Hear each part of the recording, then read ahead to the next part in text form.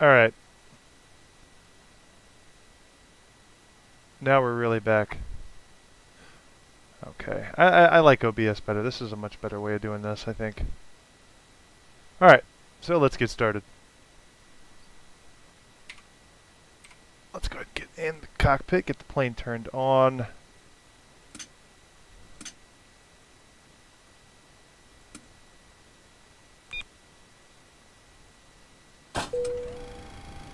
And position lights on. Window heat on. Alright.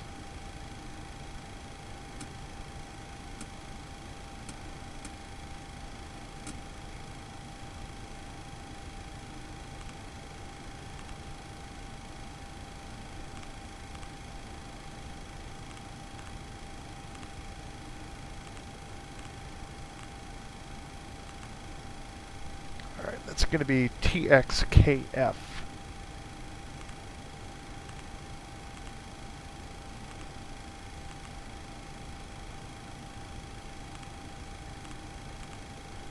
Uh, 5247.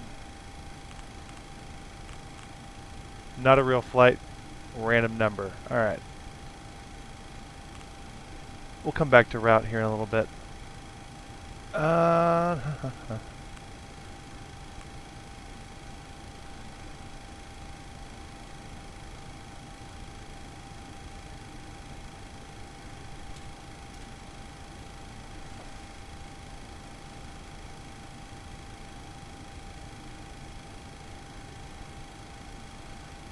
Alright, this is just as well.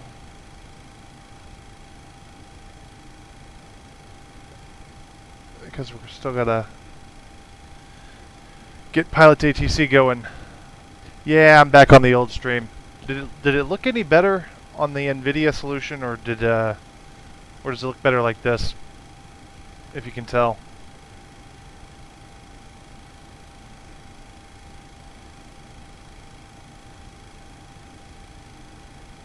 Alright. We need to... Sound needs to be... Master should be up. Radio should be off.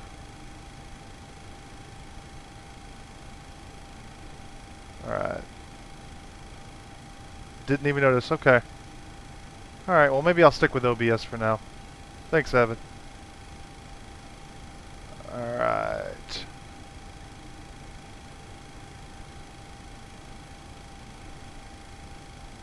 And I'll switch you over to Pilot ATC. I'm going to start plugging in my flight plan here.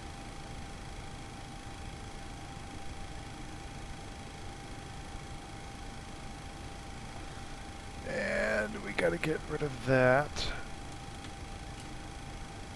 That. And that.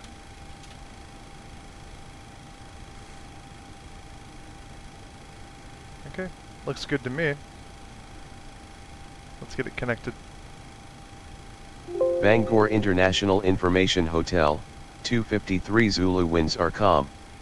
Skies few clouds. Temperature 13, dew point 9. Current altimeter is 29092. Arriving runway 33, departing runway 33. Okay. Bangor International Information Hotel. Alright, 33 is going to be our departing runway. Alright. That says 7 minutes, but we'll see how long this actually takes. Let's go back to Pilot ATC. And according to the flight plan, we're going to 330.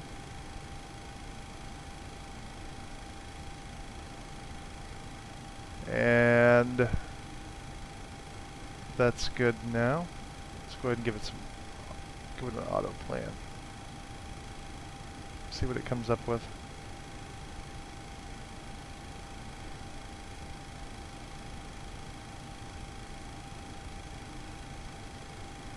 Okay. I can live with that.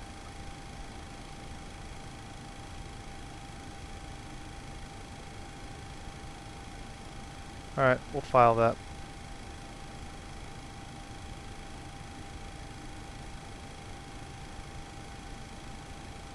That's good for the time being. Anver Momum 1 will be the star. Okay. Alright.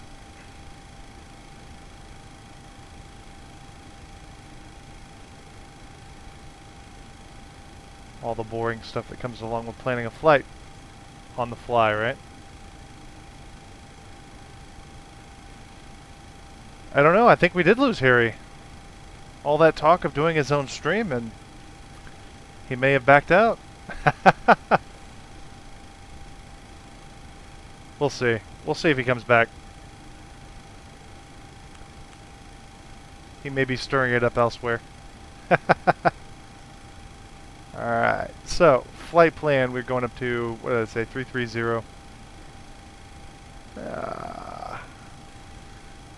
330.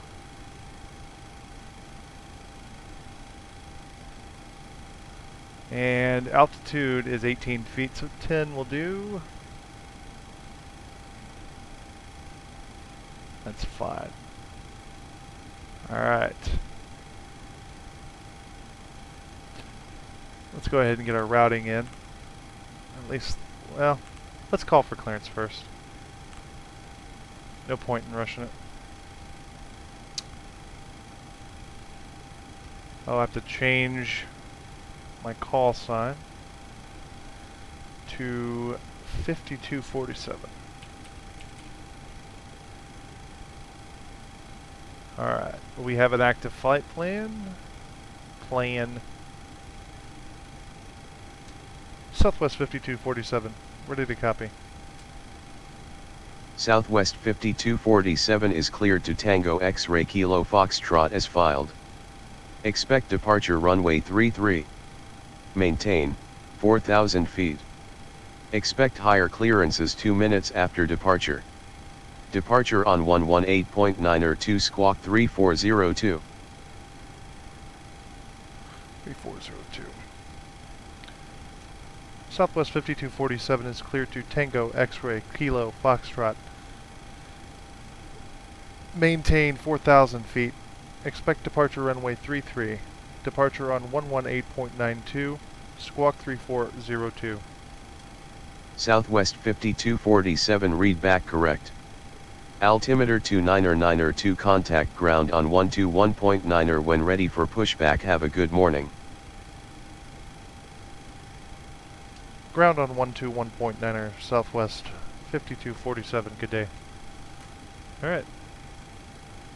Oh, that's taken care of. VetSim, because I don't like to go in and out of controller things. I mean, I'd like to have the same uniform controller piece the whole way through.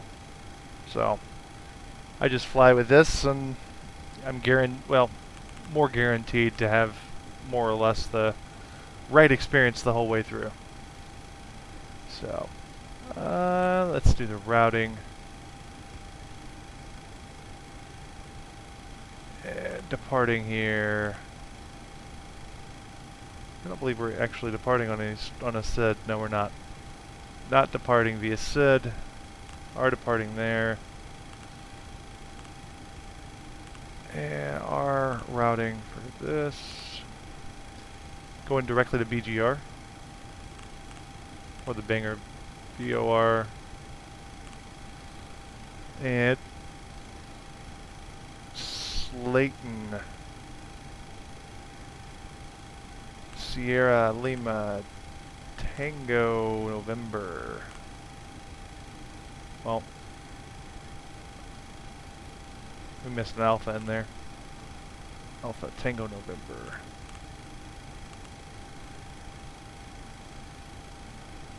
And Anver. Alpha November. Victor Echo Romeo. And then from there, We'll grab the MOMOM.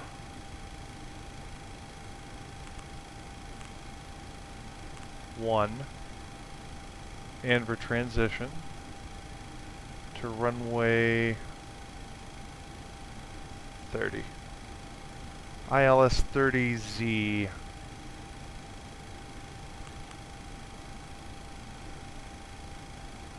With the BidV transition.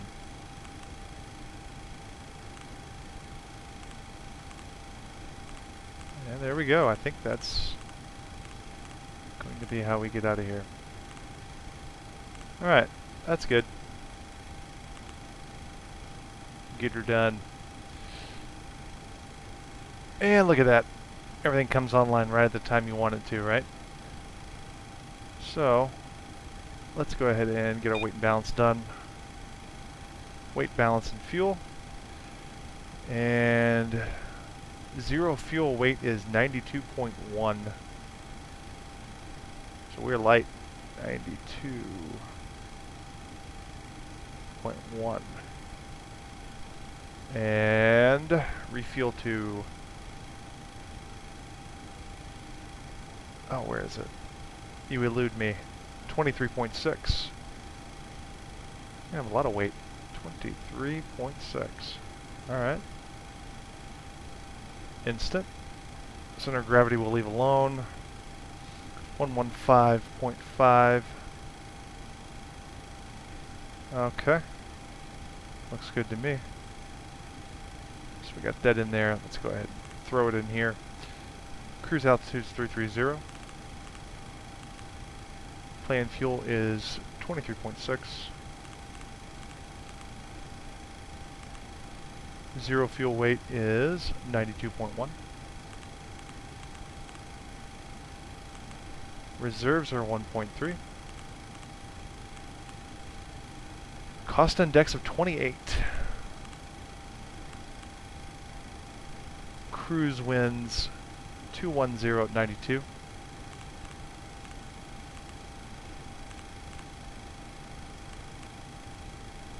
And temperature deviation is positive 12. Execute. No derate. We'll leave all that alone for simplicity's sake. 153. We'll just do 160. I guess why not? 134.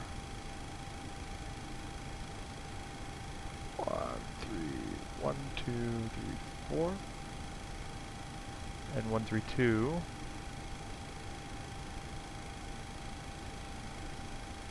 One more tick. Ah, there we go. Alright, good, good, good.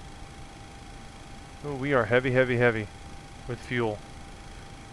Light payload, light plane load, heavy with fuel. Alright, back to chat.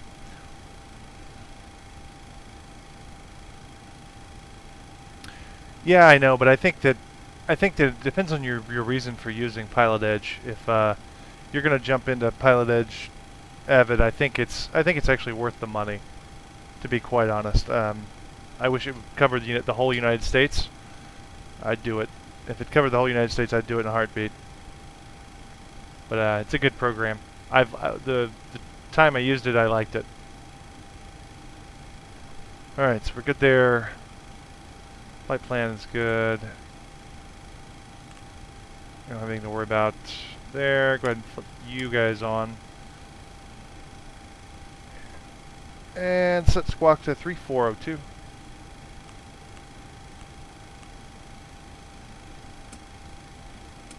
Not squawking altitude yet. Departure on 118.92. 118.92. And 121.9 for ground.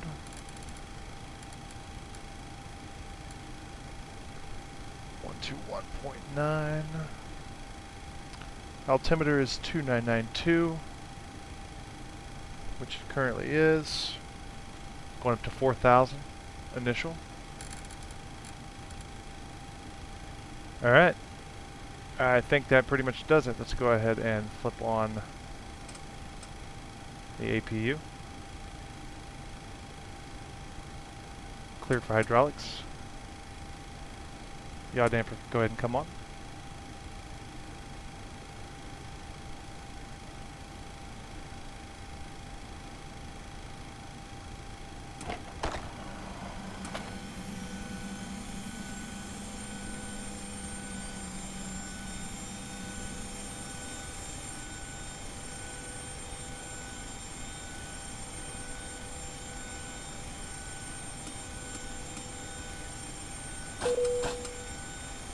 We're on APU. Go ahead and disconnect. Thank you.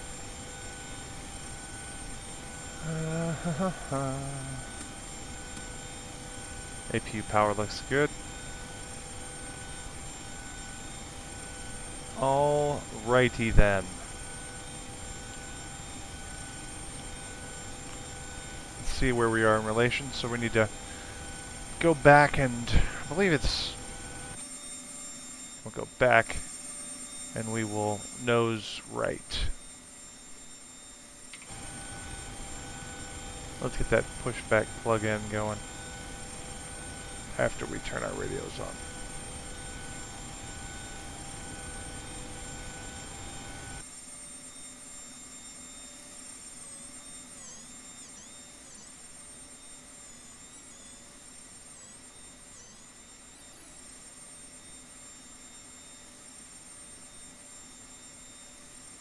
It's gonna be a long pushback, but that's fine.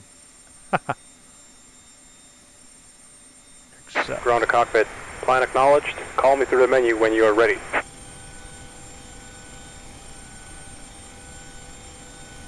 American Truck Sim, huh? Yeah, I'll have to watch that. I know a lot of guys that flight sim play that as well. I don't know how much fun that would be.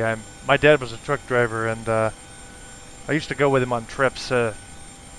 Gets kind of old after a while.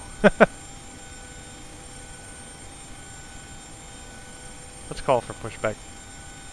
Well, oh yeah, call you guy. That's right. Ground to cockpit. Tow is driving up.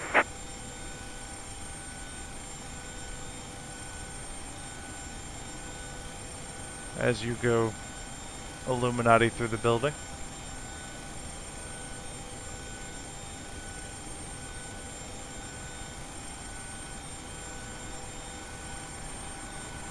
Freaky.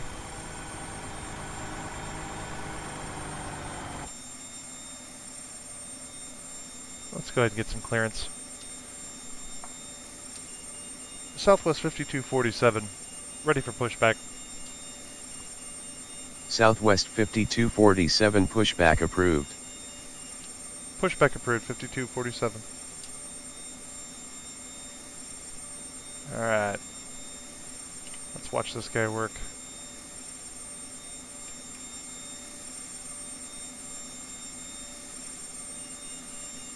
Alright, that's enough of that. Let's go ahead and flip on all of our fuel pumps. We will be using centers today.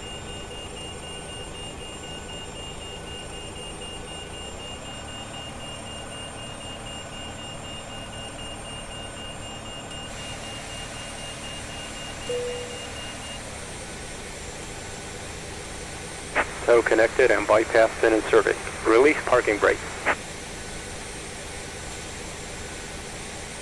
Okay, all doors and hatches are closed. Starting pushback and you may start engines. Roger. Alright. Good to go. Except for that. Now we're good to go. Spinning up 2.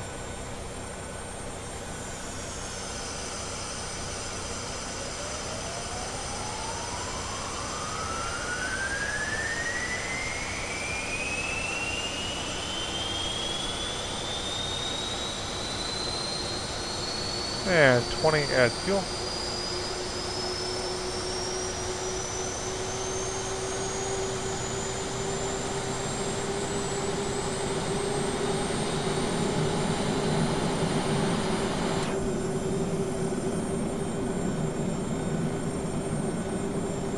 Sweet.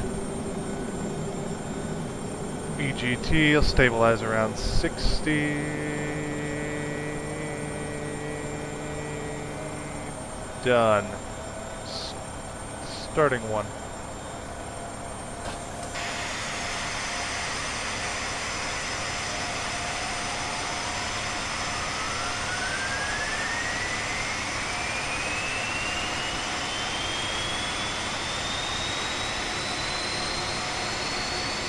At the fuel.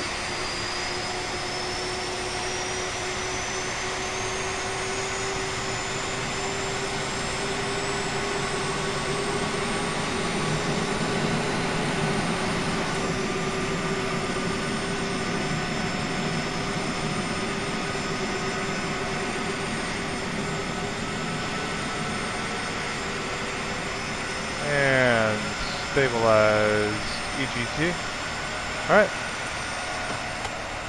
Let's lock it down.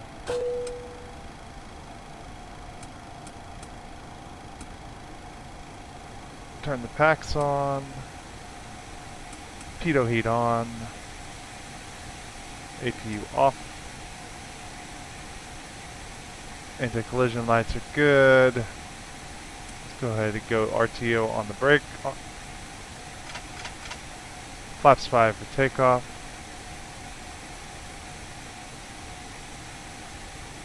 And we'll squawk altitude on the runway. That's a long pushback. That's alright though. I'm not forgetting anything, am I? I don't think so. Ah, there's the man of the hour. Harry, I was just thinking about you, buddy. I was thinking the name of your stream, it should be like the Flying Dildo.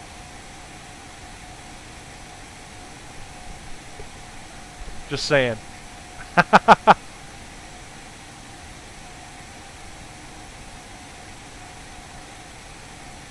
Alright.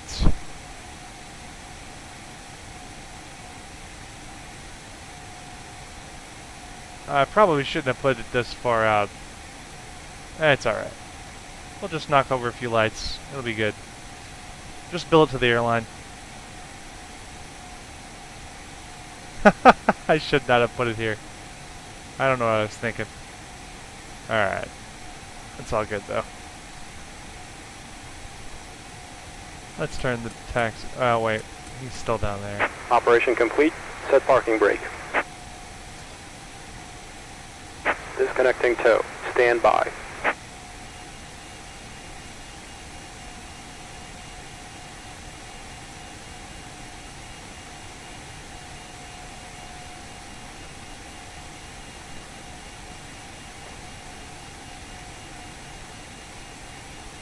Dude, I would love to see you fly some of those VFR aircraft you talk about all the time. I think it'd be great.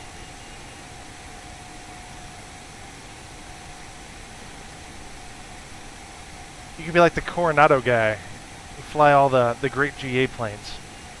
Alright. I can't move the wheel right now because I can do a whole... I gotta wait for him to clear. Tow is disconnected and bypass pin has been removed. Have a nice flight. Alright, he's clear. So, full back. Or full up, full down. Full right. Full left. Full right rudder. Full left rudder. Control check completed. And flaps are set. We're good. Let's go. Let's not waste any more time here. Let's see how many of these guys we can take with us. These are the lights.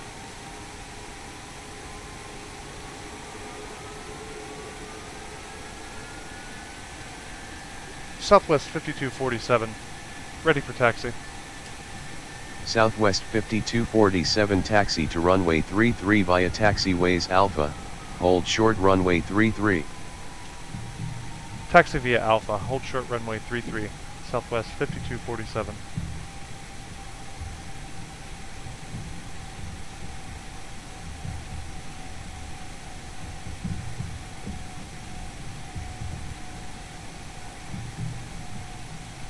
Dude, Harry, I'm excited, man.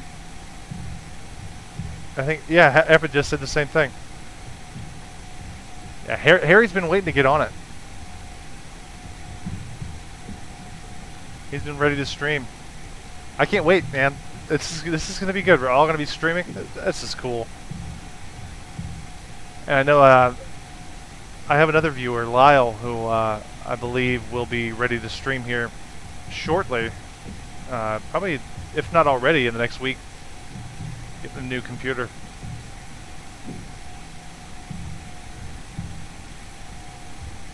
Oh, come on, man. What's wrong with streaming? It's just like having somebody to hang out with while you fly.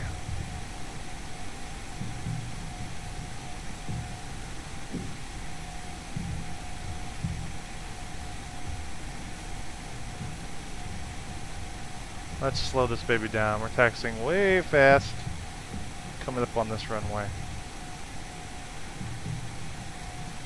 Which, this is the runway.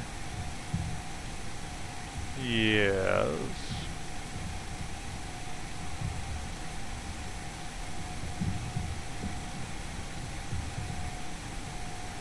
Southwest 5247 contact tower on 120.7, enjoy your morning. 120.7 Southwest 5247, good day. Did that actually lock me in place? Yep. 120.7. Alright. Landing lights on.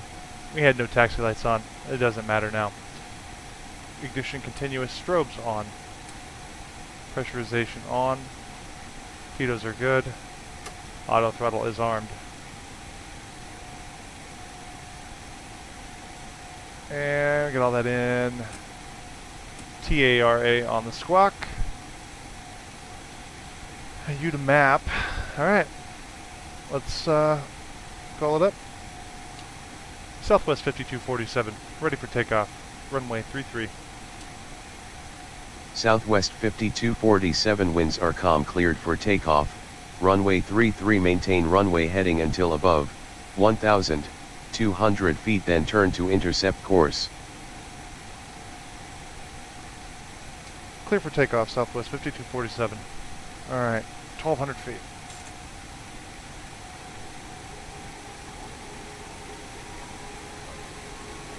I haven't subscribed yet, Harry, but once I'm in the air and we're stable, I will go look it up. I promise you that. 3.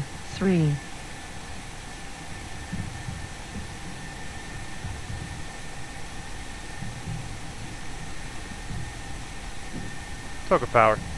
Let's on go. Runway 33.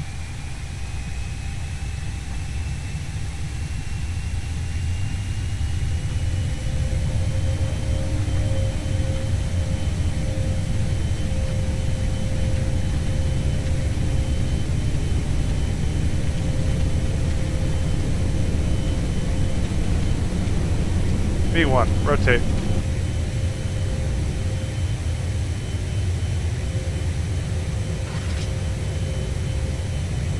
Positive rate, gear up.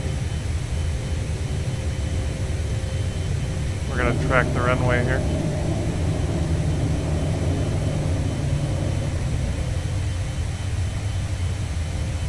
To 1,200 feet.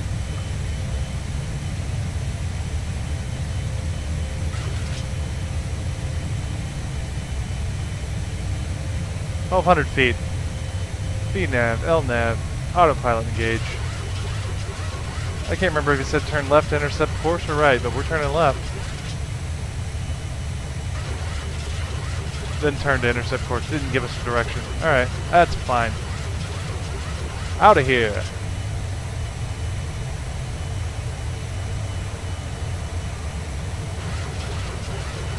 Oh, I want to fly this. Put your face.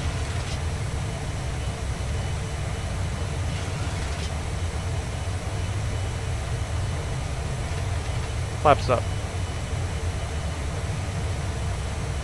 Southwest 5247, climb and maintain 1,000 feet. 1,000 feet for Southwest 5247. Southwest 5247, contact Bangor departure on 118.9 or 2, Enjoy your morning. 118.902, Southwest 5247, good day.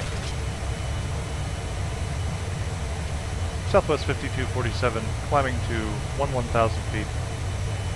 Southwest 5247, good morning. Radar contact. Alright, that's set, we're still on course, let's pull it out.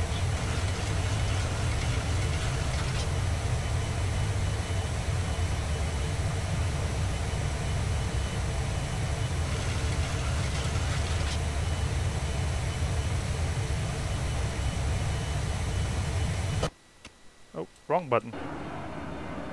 Climbing out of Maine.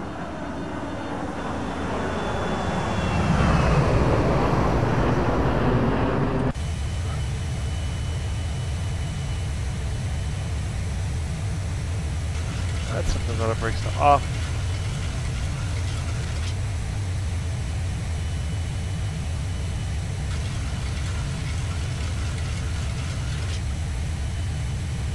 VNAV, please, thank you.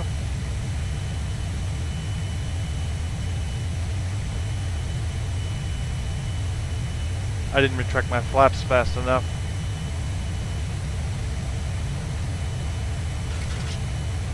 So we'll lose some efficiency points on the climb out.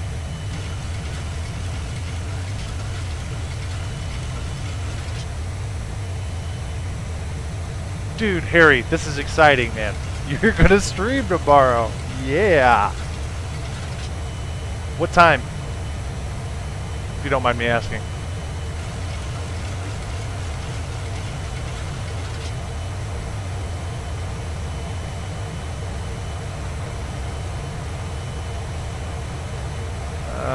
Pitching down to pick up speed.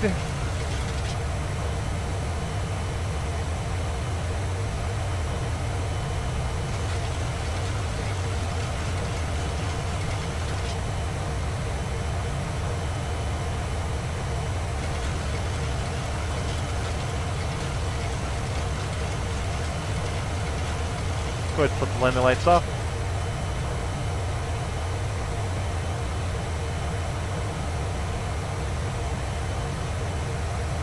And Southwest 5247, climb and maintain flight level 190.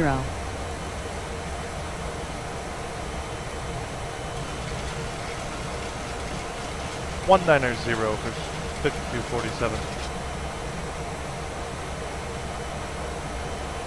Alright. And we don't have to adjust our altimeter because we're already at 29902. Good to go. Don't have anything to think about at this moment in time. Everything is good.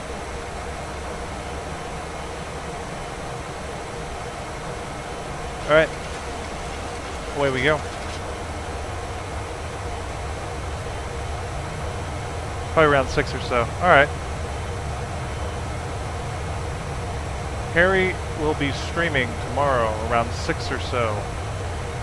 And that's, tomorrow is 7:30. It's actually today. July 30th. My, guy I know, Harry Wang, is going to be streaming. Look him up. It's going to be a good stream, I know it.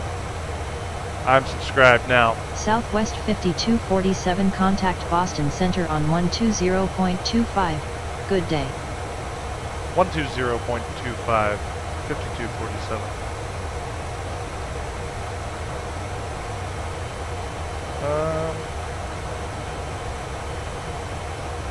25.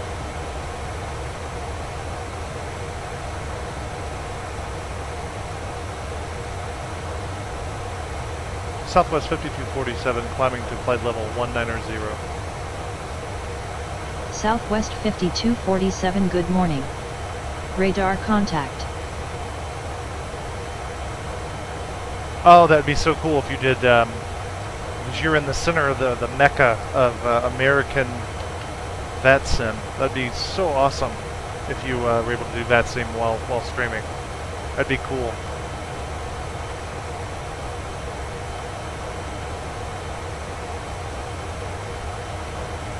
right. Climbing out of Maine.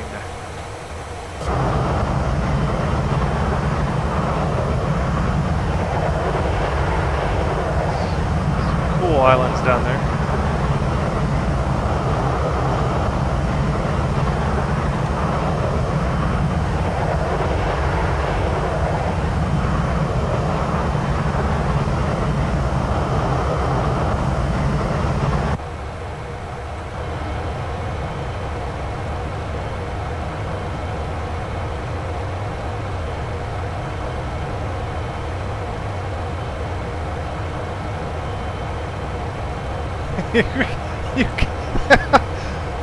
Harry Wayne got into an argument with the controllers on that sim.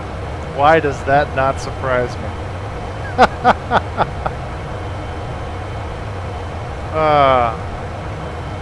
Oh man, that's rich.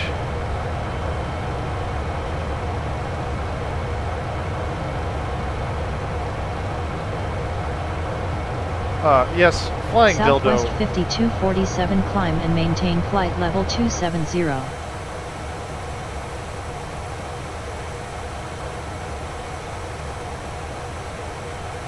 Climb and maintain flight level 270, 5247.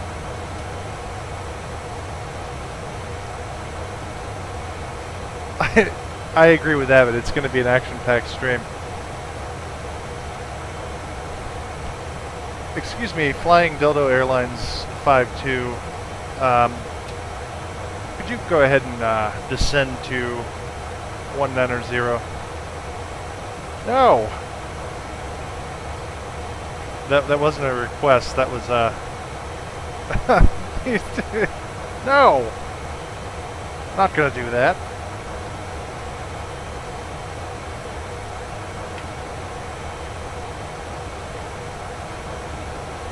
Oh man, this is gonna be good. It's gonna be good. Harry, I just put that into my iWatch. I just put that on my calendar for tomorrow, 6 p.m. I just want you to know that.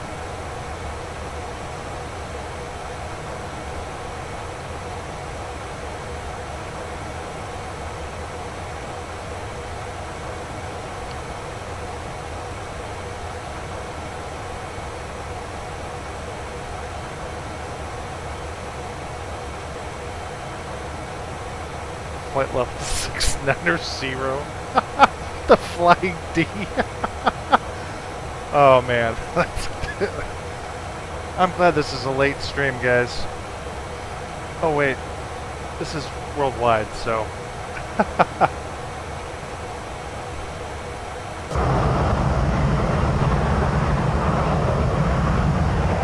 That's so cool.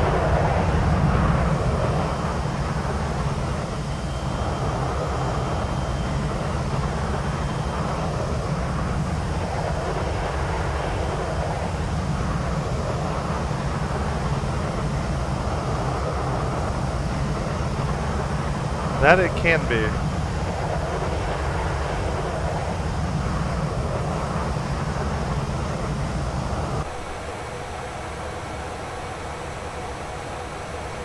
Well, at flight level 690, I think he'd be flying the SR-71 anyway, so no FMS. But I do see your point on that. It's annoying.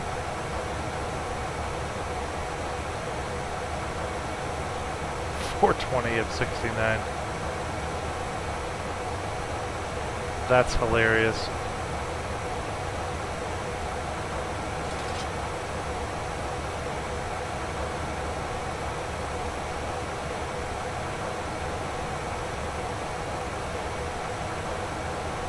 Alright guys, I am going to run and your pilot is going to run.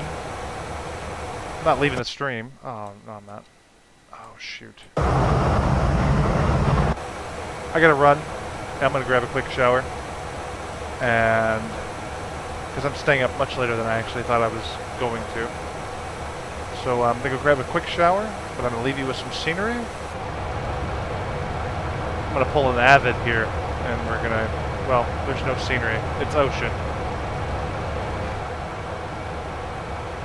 So Southwest 5247 climb and maintain flight level 330.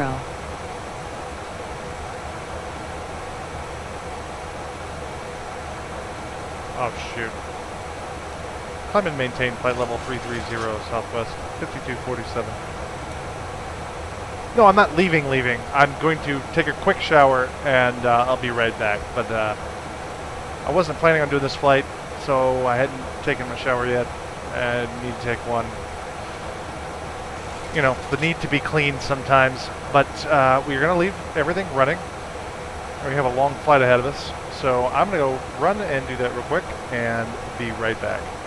So, Harry, if you would, please run the radios for me while I'm gone. And, yeah.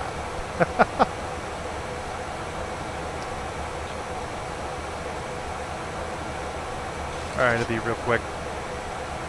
Alright, I'll be right back, guys.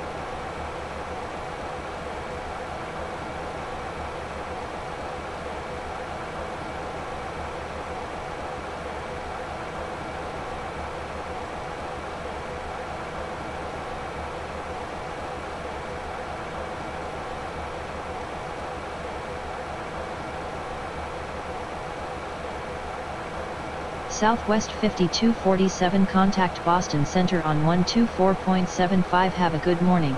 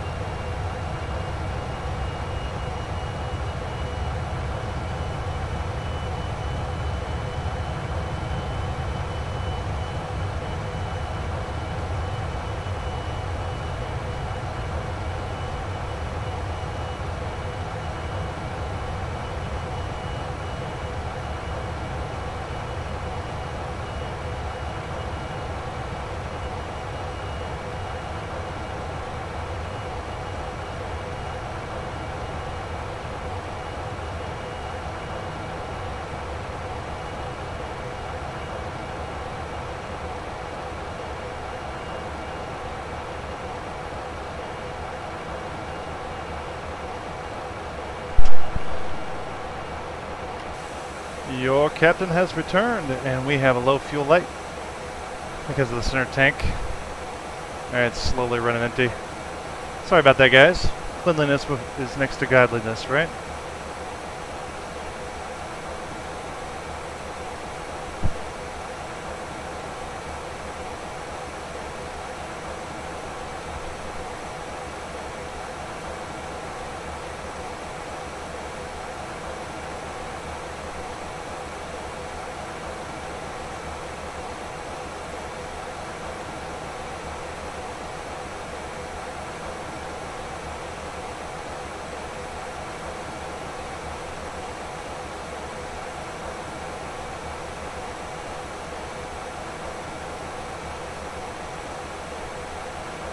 I'm just reading through everybody's comments here on the chat. Oh no, we gotta talk to a controller. 124.75. I knew they'd change it on us. 124.75. Southwest 5247 at 3,300. Southwest 5247, good morning. Radar contact. Maintain flight level 330. Maintain flight level 330, Southwest 5247.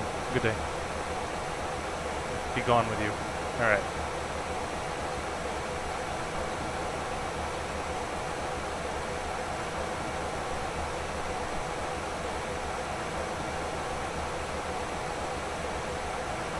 Yeah, I figured as much.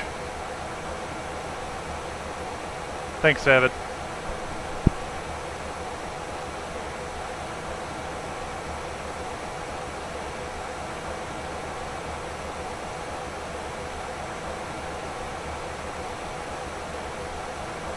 Yeah, Harry, you can use shadow play, man. I kind of want to use it. I kind of want to start using that, but I don't think it's, well, I told you, just a quick shower, man. I don't think it makes much of a difference whether I use OBS or shadow play. OBS is kind of, I mean, if you have two monitors, OBS is the way to go.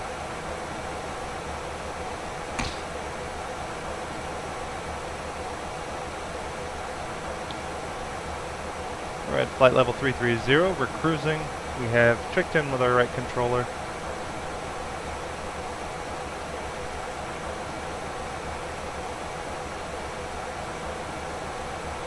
Right, you don't get to do all the overlay stuff and everything in shadow play that you do in OBS.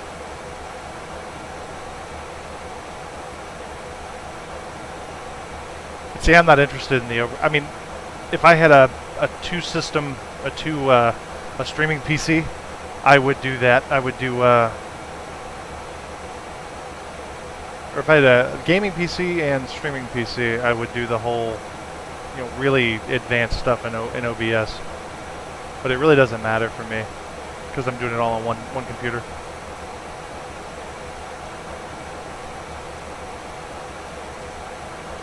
And see, that's where I think that OBS is user-friendly once you set it up.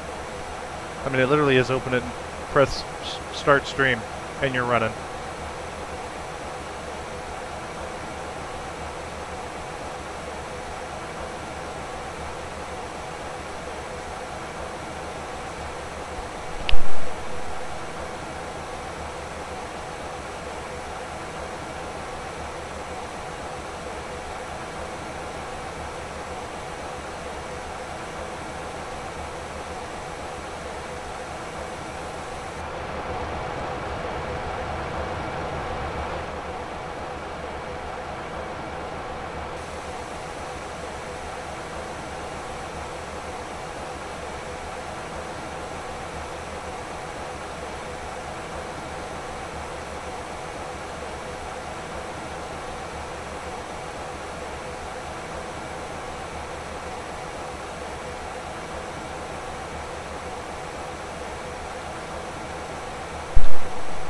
You guys have to forgive me. I'm chowing down on leftovers from lunch today, and I turn my mic off when I do that. It's the least courtesy I can show.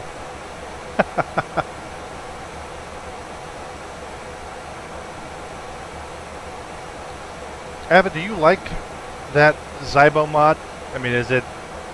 I mean, I've seen you fly it and everything. How do you... What are your feelings towards it?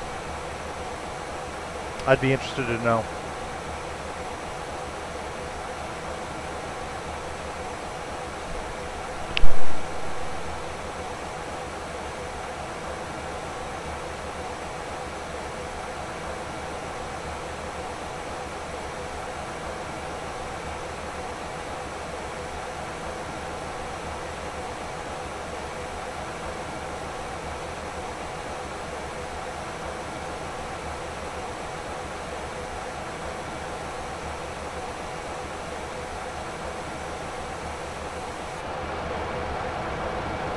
Now, Avid, when you say it needs a lot of work, what do you...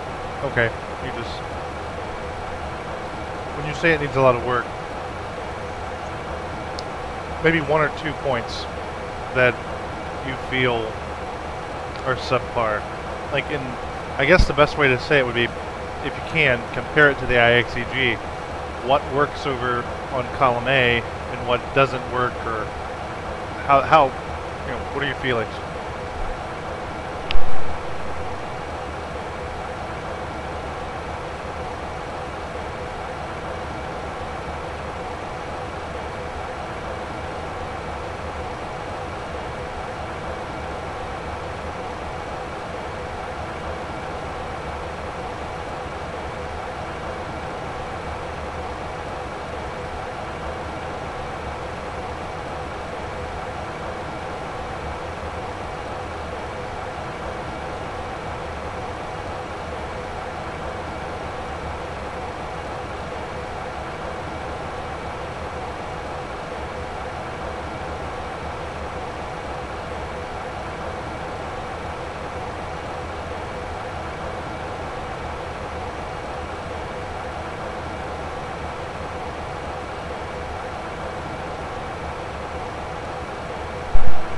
Well, that's fair enough, I think.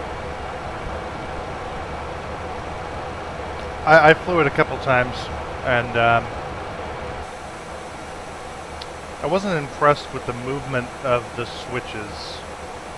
And I think that has more to do with the default plane than it does Zybo, but I know everybody is going, you know, bat poop crazy over it.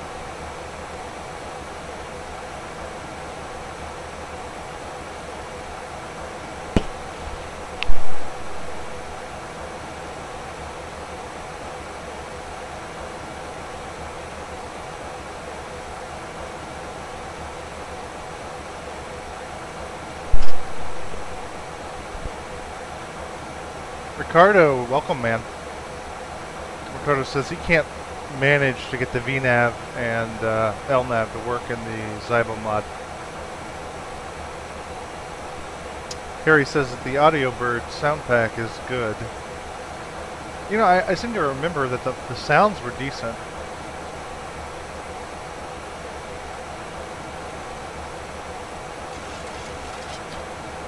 I see the distinction you're trying to draw, Evan, between the... We love it because it's freeware, but if it were payware, people would not like it very much. Yeah, I totally agree.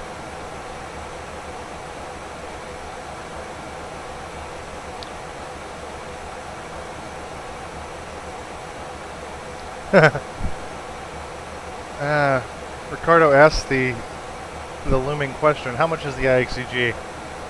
It's about $70, but it's worth it. It's a very expensive plane, and it felt even more expensive before they released 1.2. But now that 1.2 is out and it's fully X-Plane 11 compatible, I've had zero problems with it, and this plane works exactly the way it should. But it's worth the price.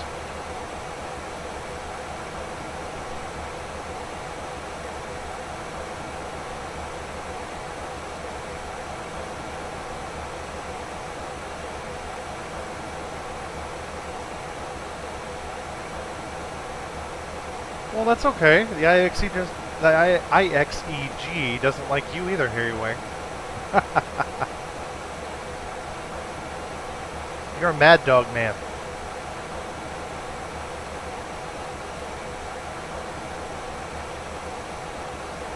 Look at those clouds.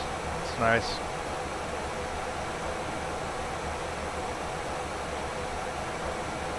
I do too. The MD-80 has a special place in my hangar. Fly it every now and again.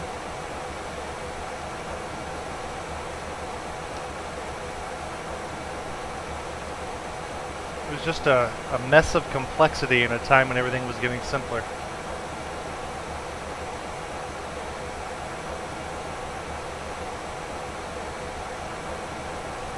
I can't wait for that MD-11 though. That's going to be a good time.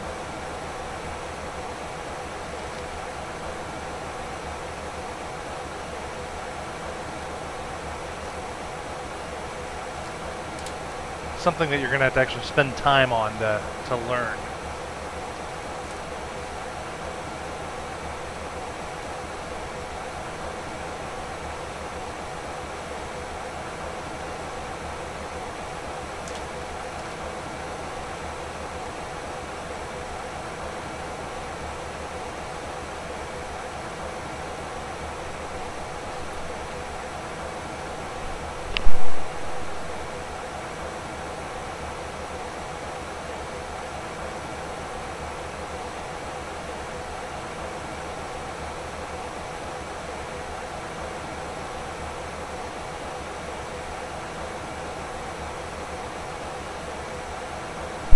Now, Avid, what are you talking about? The ATS MD-80?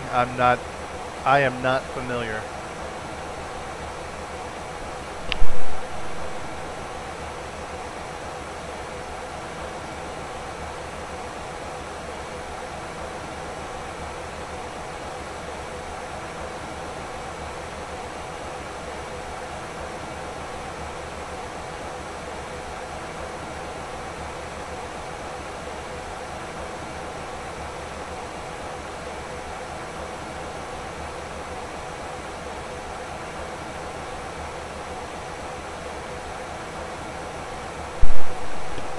Oh, looks like our VNav kicked off for some reason.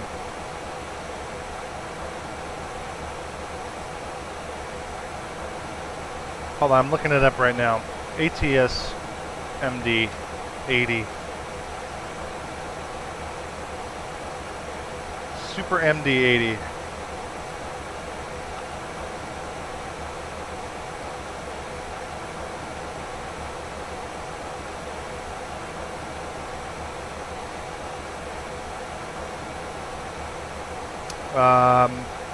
Release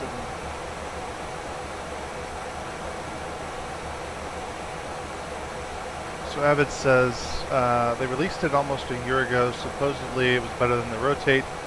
After release, it was so buggy they pulled it off the store, then wouldn't refund the people who bought it. Ricardo, I would say that generally the best place to buy a plane is from xplane.org, or as we all call it, the org. But this plane, this particular plane, is the exception. It's only available at x-aviation.com, I think. Hold on. x-aviation.com, yeah. And they have an assortment of planes, but this is probably the only thing I'd buy from them. What am I eating? Right now, I'm finishing. Southwest 5247, contact Boston Center on 128.05. Enjoy your morning. 128.05, Southwest 5247, good day.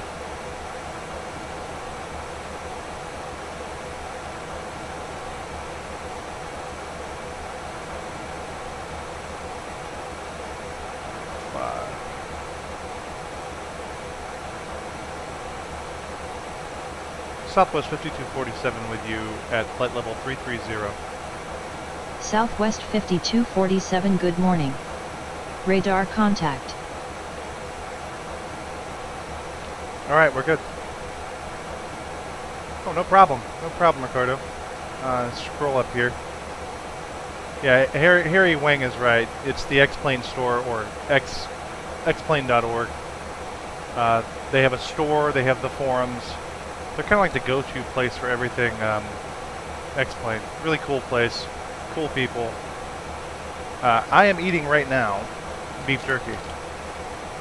I was eating a leftover cheeseburger from lunch.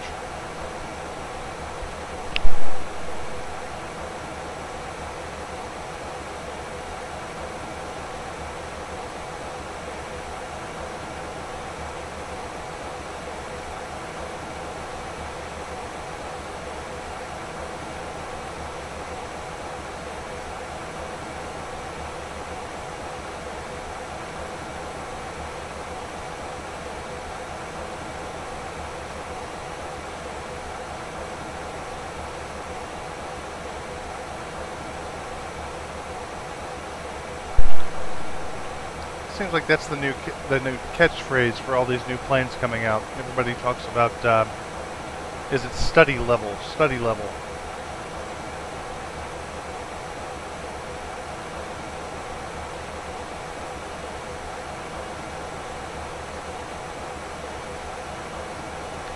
Rotate is close to study level, but I really don't want study level. Who wants to sit around and do a bunch of bullshit stuff, bull stuff? Damn it. And different strokes for different folks, Harry. Some people, the truth of it is that these airplanes, you don't necessarily have to follow the procedures 100% to the letter of the law. You can figure out how they work and kind of do it your own way, as long as it's within the bounds of makes sense operationally. That's not the right way to do it, but you know, there's many different ways that people fly these planes. Some people want to have to, like, you know, push the buttons and turn the knobs, and some people just want to start at the end of the runway, you know, start with the engines running, hit the throttles and take off. I mean, it's just what you're in the mood for and what you're going for. Everybody's different.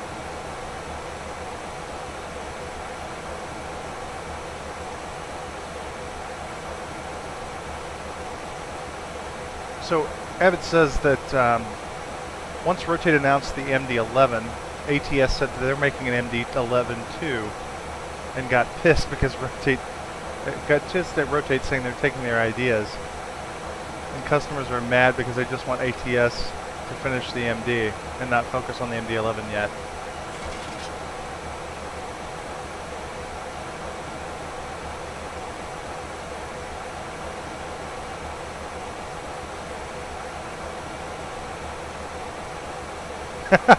Anytime you throw sauerkraut on anything, Harry, you're going to have a trip to the toilet, my friend.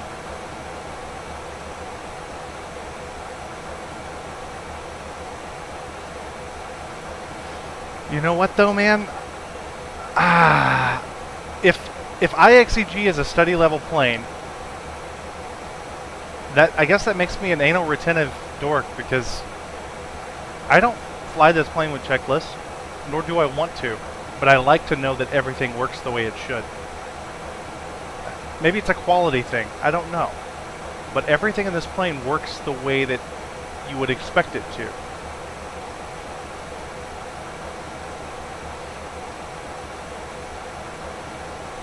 True. Everyone would get tired. Avid. But you know, some people, they really want that. They want to see. They want to see how a plane really operates, and in order to get that experience, you've got to do a real sim, or at least as close to real as you can possibly make it, I guess.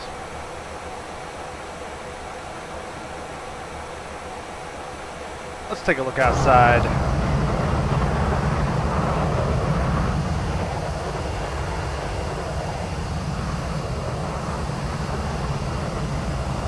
Yeah, not much going on there. And that's a very good point. Harry makes the point that in real life you need a co-pilot. Yeah, you sure do.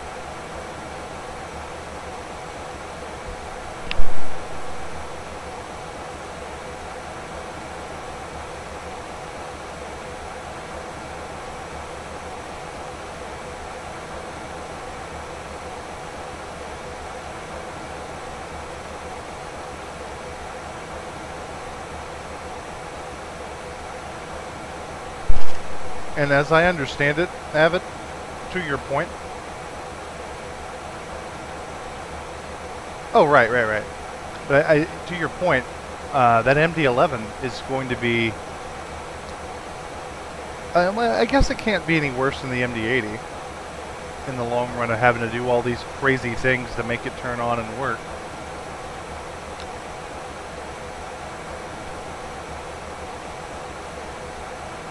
Your streams are fine, man. I'm the same way.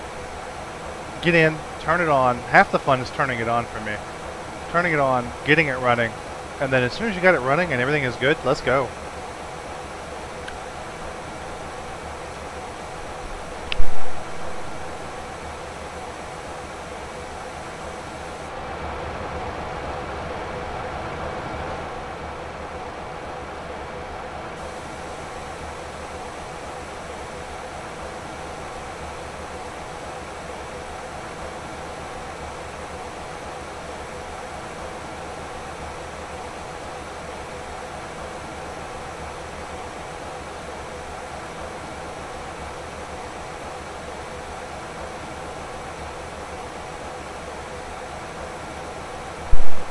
Well, of course. I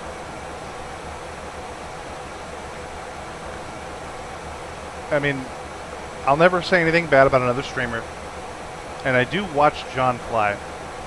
But when he goes through the checklists,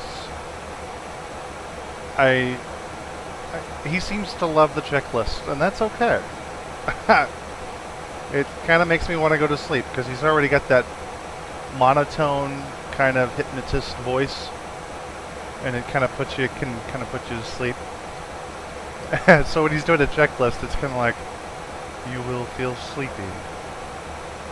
You will close your eyes.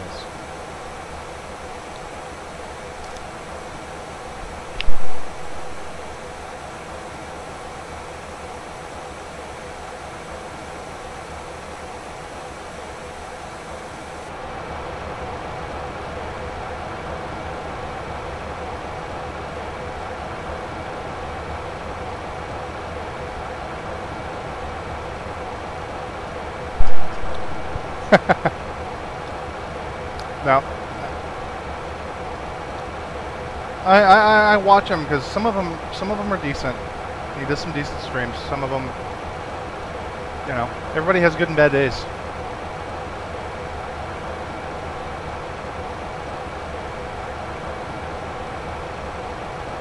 I'd be lying to say that I've never learned anything from him. I've learned so much from so many streamers. It's a great community, and I'm glad to give a little bit back if I could even call doing that. Speaking about planes and everything, Avid, I know that you're partial to that A320 from Jar Design, but I think you're setting yourself up for failure when the Fight Factor A320 comes out. What do you think about that?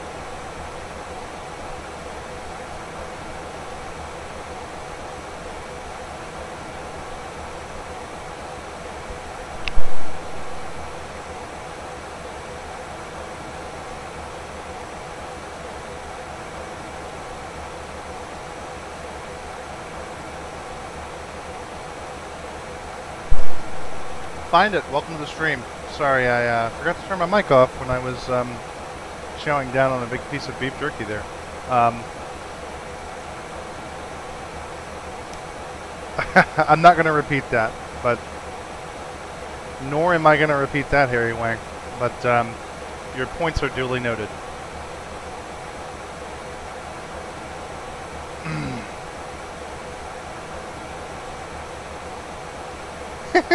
That's right, he was, wasn't he?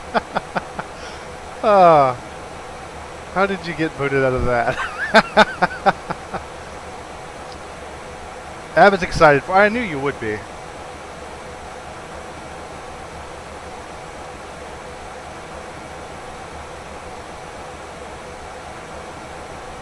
And find it. You say to what you just said. I don't think we're any better. We're sitting here and oh, what did I just do? And we're, watching a plane fly through the world, talking on chat.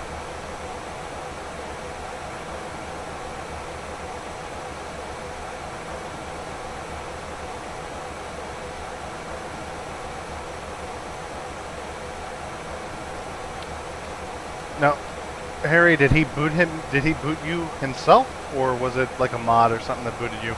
And then second thing is, what did you do to get booted?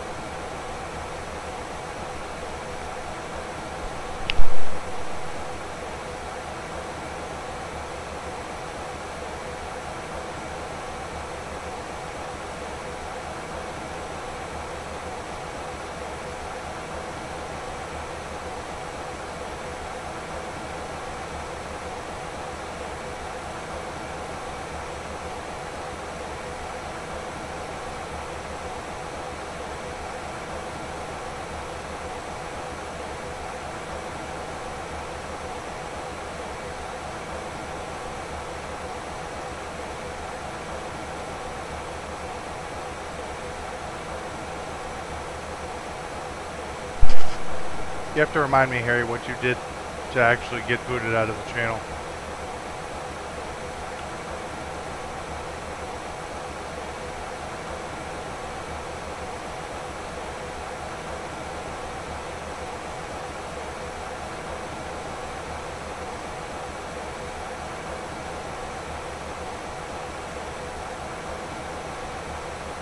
#104th night.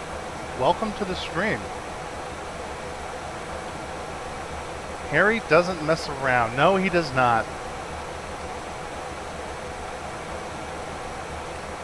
That's why I like Harry in my streams. Just gotta make sure that he doesn't attack some 8-year-old or something.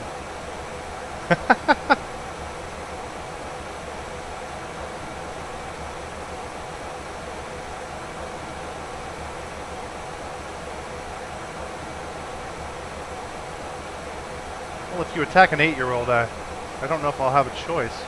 The 8-year-old's got to go. Kidding. Of course, Harry, we would try to work out your issues with the 8-year-old. And here I go. I'm eating with my open mic again. Sorry, guys.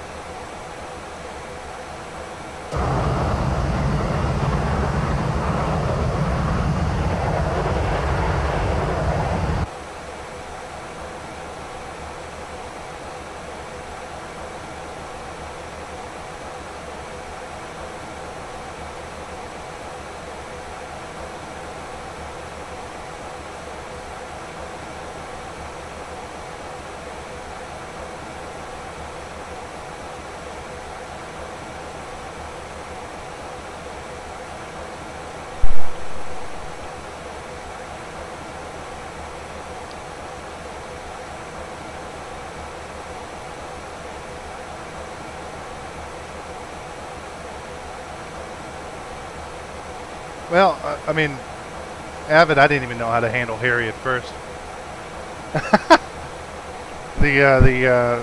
The avatar was enough for me to kind of be taken aback.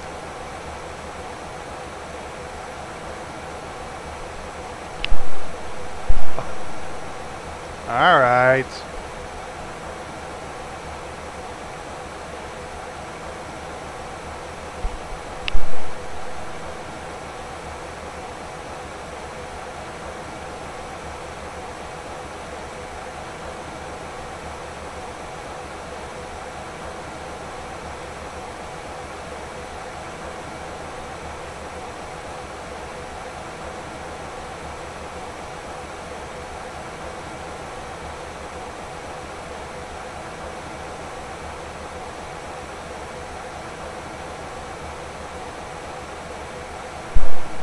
Again, you guys have to forgive me. I'm stuffing my face, chewing and swallowing, and then getting back on.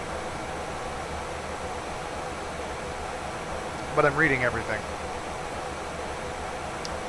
And we are somewhere out over the Atlantic Ocean.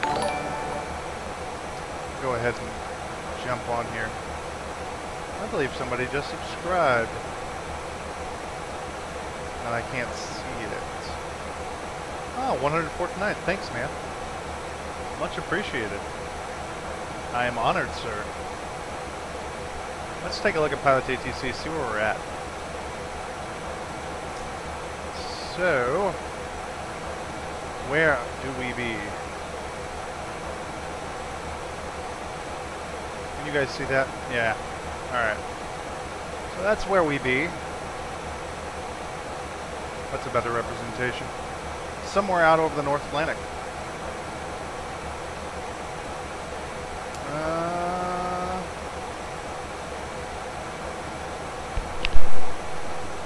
Excuse me.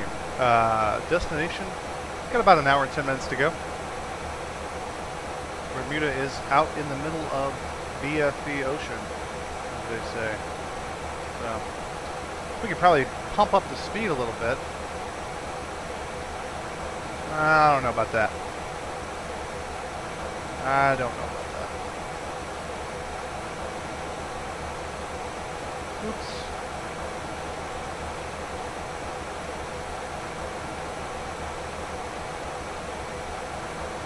Alright.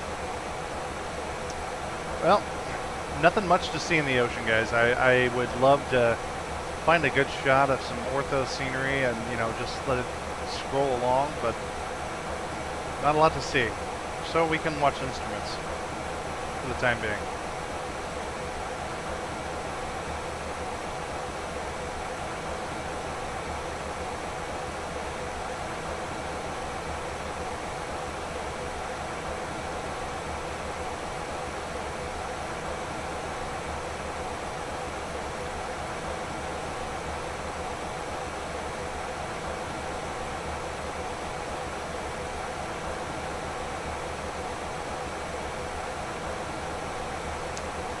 So now we're talking about, okay, so we're getting into some of the aspects of streaming that I really wasn't aware of, and the need for subs. So 104th night just got 1,000 subs today, it appears. Congratulations, man. That's no small feat. And Harry and Avid are arguing about, no, they're not really arguing, but Harry says if you start asking for donations, I'm out.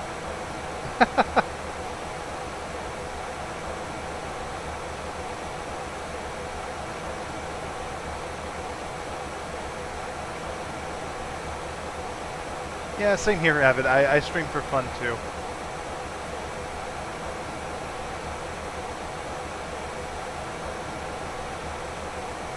And that's also true. You do have to be interesting. You have to have something going on. Unlike right now, where we have nothing going on except staring at the instruments. Because there's nothing going on out there. It's odd. Negative 26, 25 degrees outside. Anyway.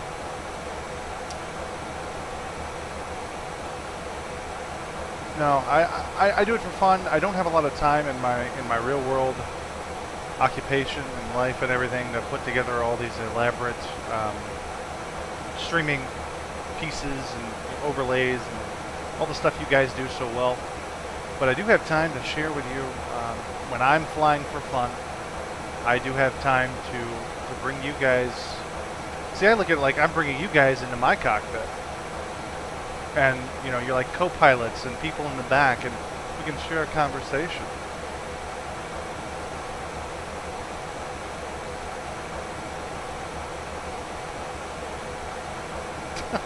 God, Gary. I'm not going to repeat that out.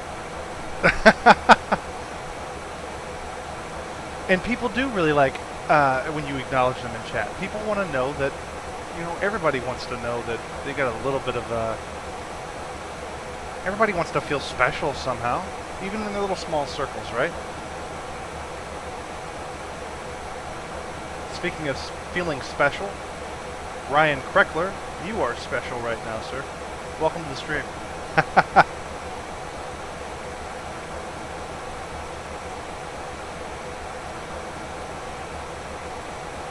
Wow. If I listen to myself, I sound like Mr. Rogers. Ugh. Well, you see, everybody wants to feel special. Oh, that's like Barney. No, I especially kids. Kids like to know that, you know, they're a part of something. Everybody just wants to be a part of something.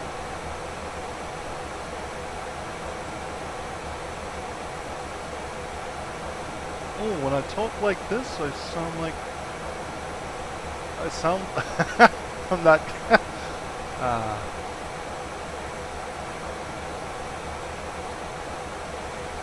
You know, and there are a lot of hardcore simmers. I love simming.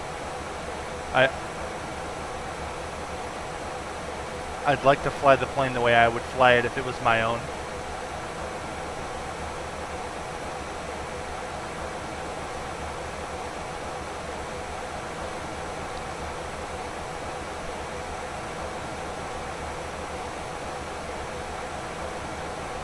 Well, Harry, the internet is full of people who profess to be experts in everything known to man. This reality.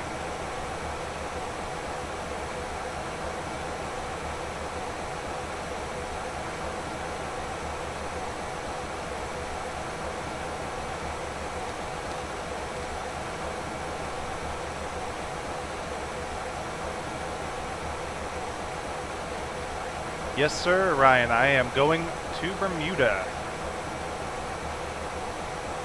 That, as he says, that little tiny island, 1,000 miles off North Carolina.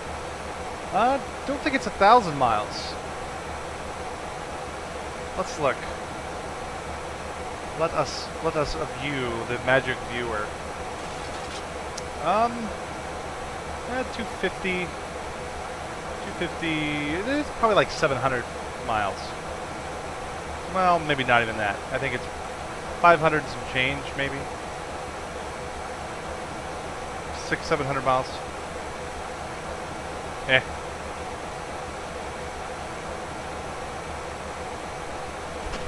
And that's the beauty of OBS.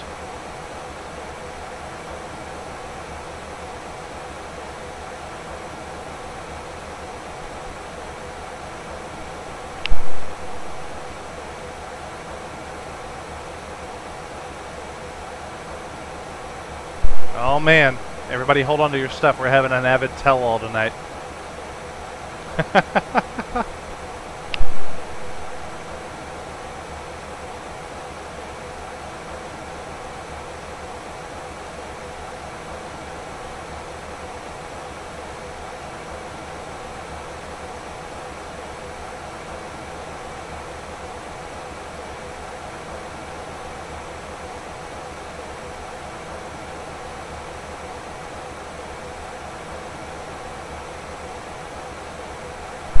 You heard it here. You heard it here first, folks. Avid just admitted that he gives all his followers the middle finger every time they join the... No, I'm kidding. No, I'm kidding.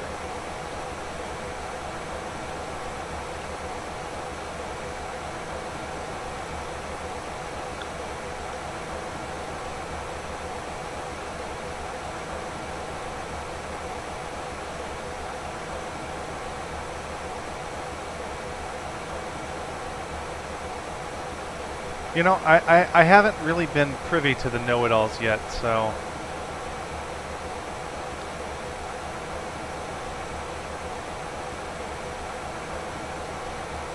No, I agree. You guys have,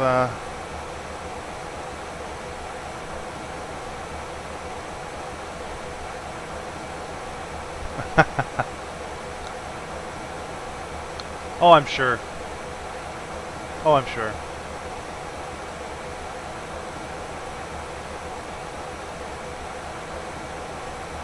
I mean, I got this guy, Harry Wang, gets on here all the time, and he tells me I'm landing the plane wrong.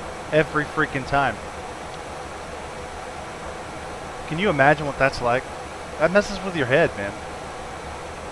You can't get past it, man. You wake up in cold sweats in the middle of the night, thinking about messing that plane up. It's the worst.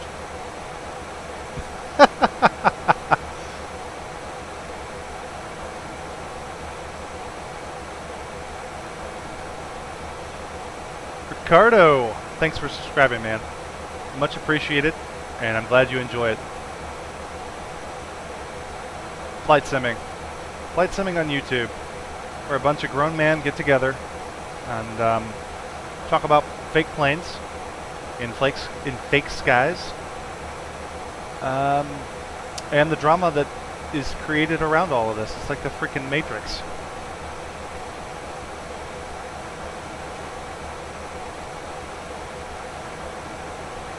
Ryan went from Anchorage all the way to Tokyo today.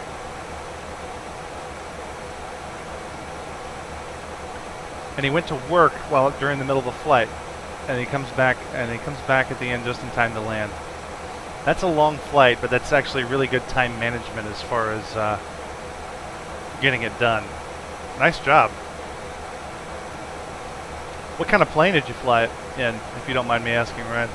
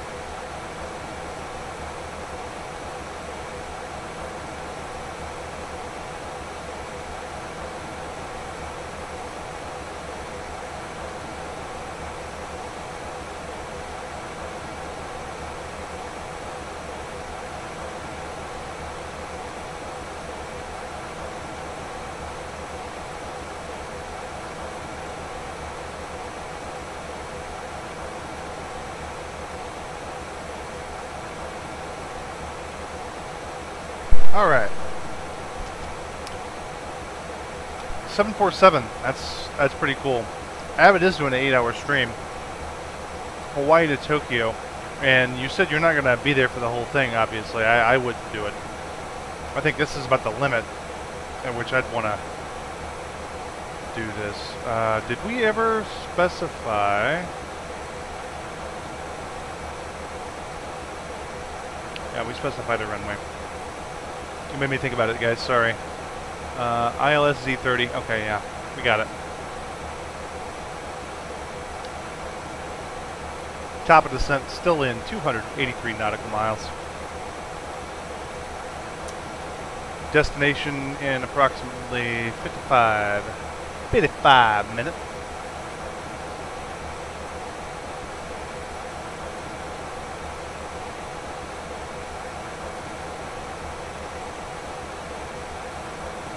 Oh man. Back to this. This is going to be good. This is going to be good though.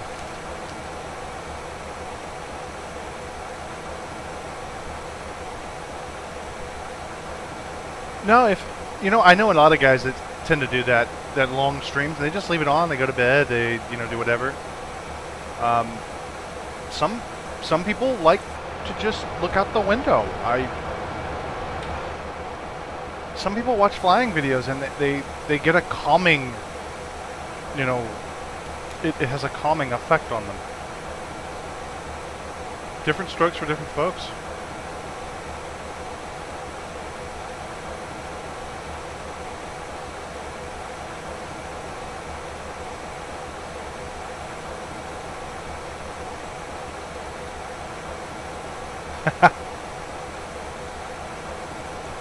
You have to manually disable that auto throttle on that 747, huh? Ryan said he almost ran off the runway because he didn't disable the auto throttle at the at touchdown.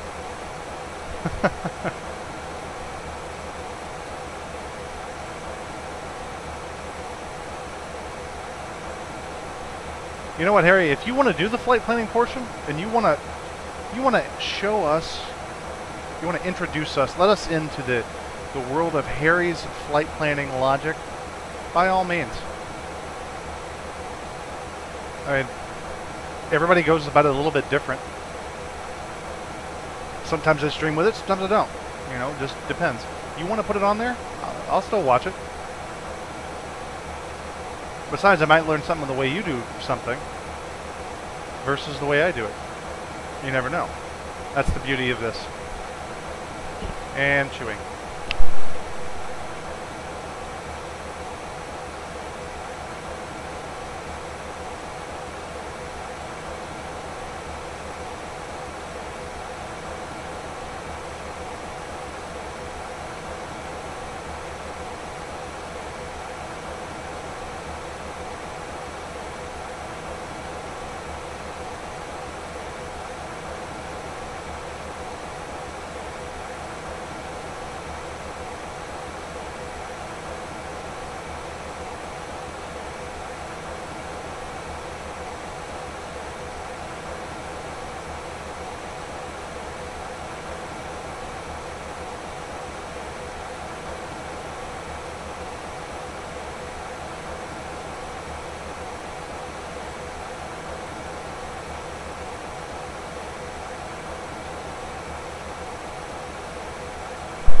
Avid programming in the 530 is much easier than you think it is. The hardest part about it is just remembering to click the center button or click it off or click it on. It's actually really, really, really simple to do.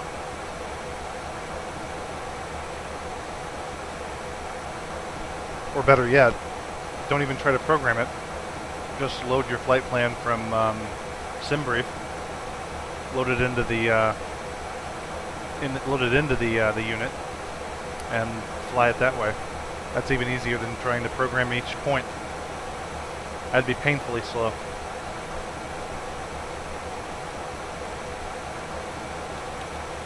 And I'm doing it again.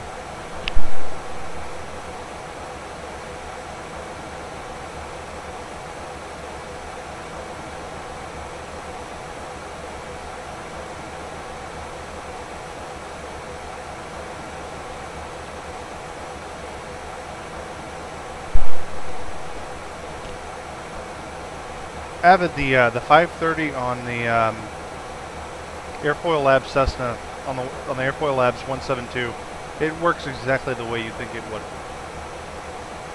and I don't have problems with it at all. And Harry uses Sky Vector. I think I start off in a lot of times I'll start off in Sky Vector and then transition to either Sky Vector or Flight Aware. It depends on how lazy I want to be.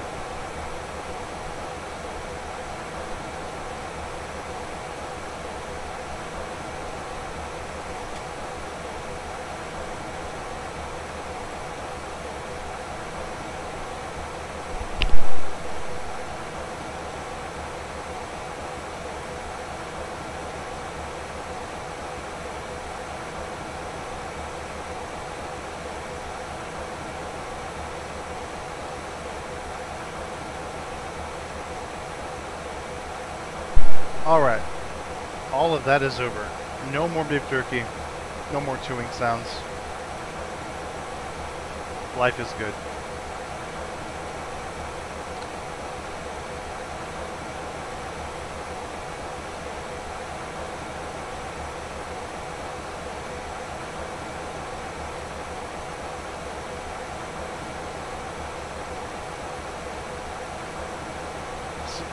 And see, Evan, I don't even think I'd want to do that in real life. Having to spin those knobs around for the letters and everything, like to manually input a flight plan. That just seems way too workflow intensive. 240 nautical miles to top of descent. We still have quite a way to go.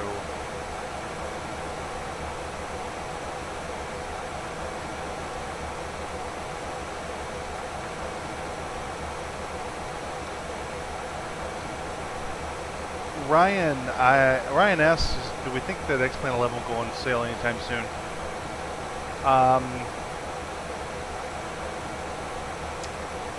I would, if you're looking for a deal, you're probably going to find it on the Steam edition of X-Plane 11. But I wouldn't hold my breath. The deal probably won't be that great. Quite frankly, I don't know why Laminar doesn't charge more for the sim than they do. But I mean, if I were you, if you really want it, just go pick it up. Just go do it. Then start building yourself some ortho. Fly the default planes for a little while. The Cessna 172 is actually a pretty quality plane for a default plane. Grab the Zybo mod and go to town, man. Shell out the coin for the sim. Get on board. Start building yourself some ortho scenery. Fly the default planes and the Zybo mod. And when you get a little bit more coin or you want to spend a little bit more money, spend it on a nice pay-where aircraft. Don't even mess with scenery. It's not worth it half the time.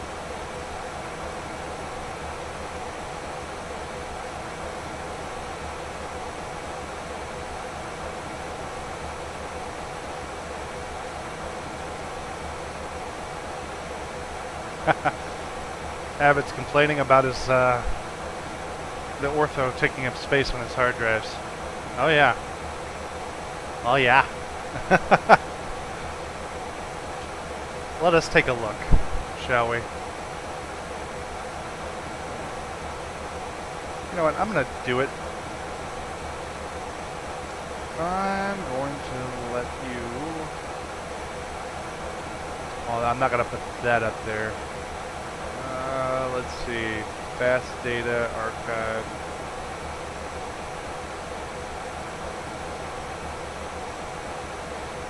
So I'll minimize this and I'll just show you this. I'll throw it up on OBS. Left monitor. So there's my 6 terabyte drive, and almost all of that space is that 2.3 terabytes. Almost every last bit of it is ortho scenery, and it's pretty much the United States and the Caribbean. We haven't even begun to talk about Europe. So I figured you guys get a kick out of that.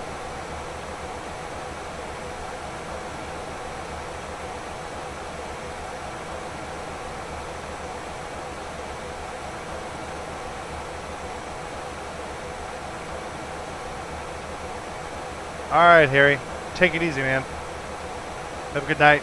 Can't wait for tomorrow. Big day.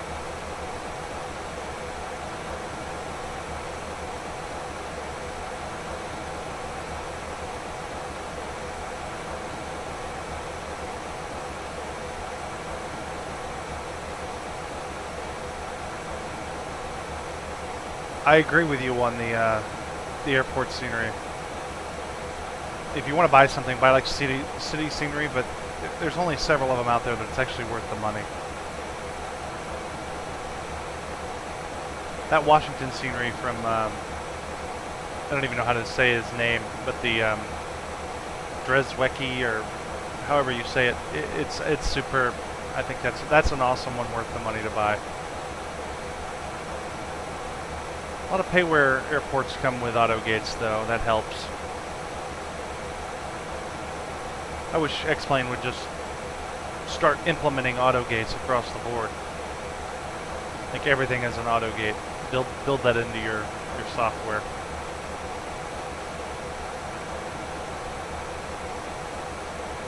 $207 nautical miles.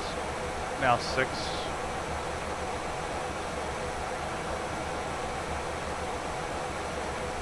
To top of descent.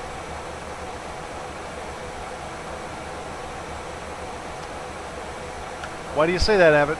Are you aware of something that the rest of us mere mortals are not?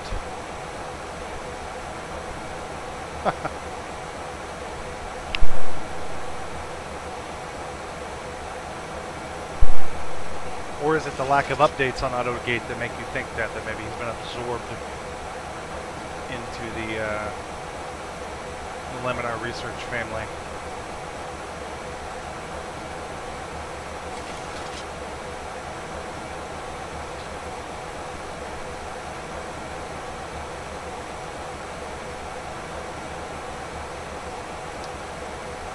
Ryan, I am about 200 nautical miles from top of descent by the FMC, and by pilot to ATC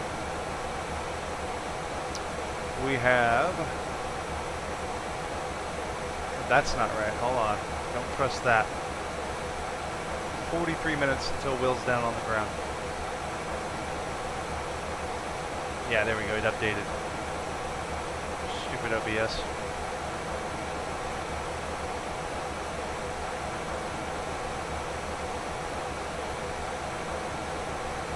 That's funny, man, because it seems like the smaller details sometimes are what makes or break your experience. I really do enjoy having auto gates. I have updated to 11.05. I have not flown to Las Vegas yet, though. I'd have to turn off my Glitter Gulch and fly to Las Vegas, see how it looks.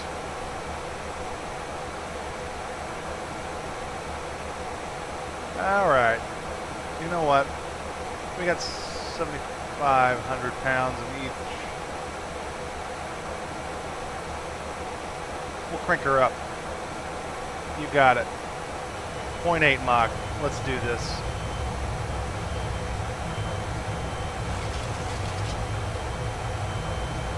Yeah, same here. As far as I know, the only real update of note is Las Vegas. I wasn't.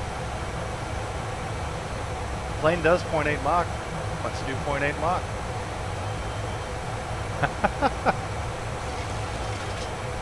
Oh, I'm not.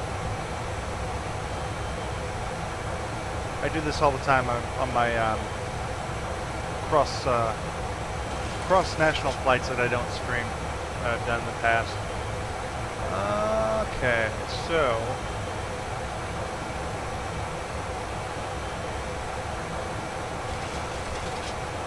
109.9. Let's go ahead and get that set up. 109.9 for the ILS.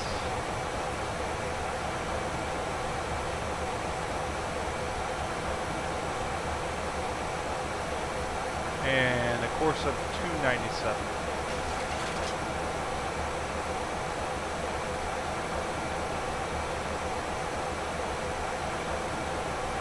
Do it on both sides.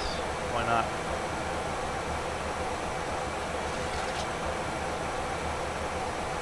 Alright. I won't really even go by this. I'll probably land at 130 like I always try to.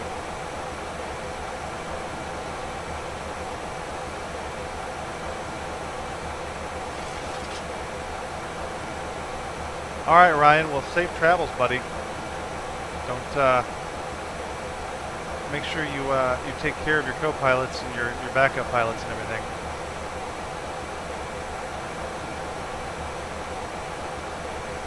Singapore, where are you going from there?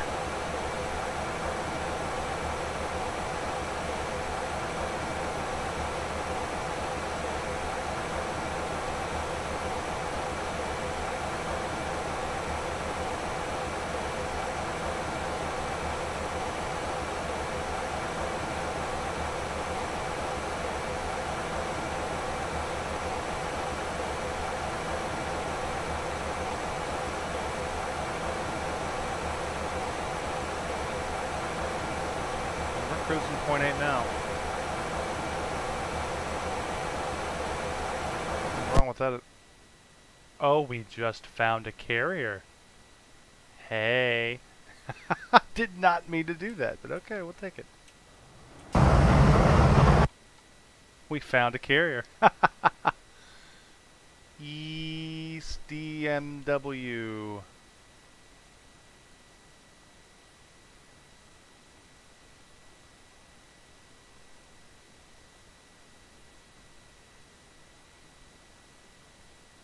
A little faster than 130 knots. All right.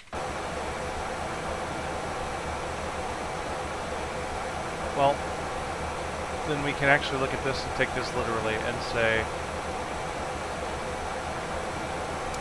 144. I mean, I'll hit it at 144.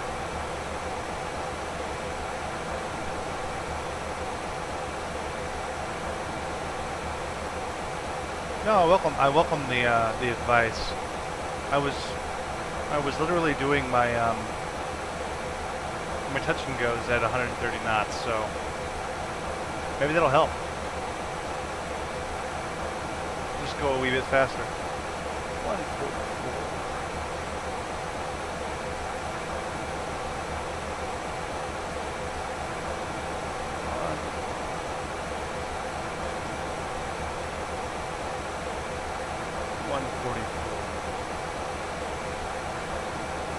And 139.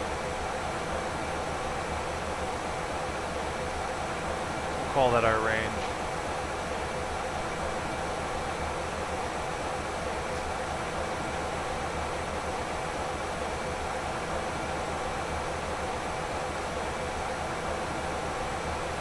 Okay, so just fly what it says. Alright, well. Then we'll just do that.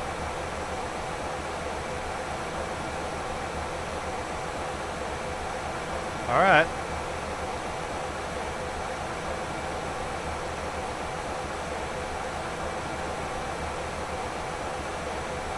We will try it.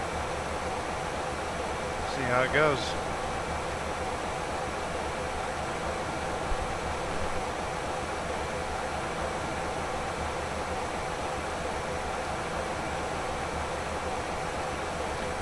We got 14,000 in the tanks and we're moving. Let's go ahead and get some weather.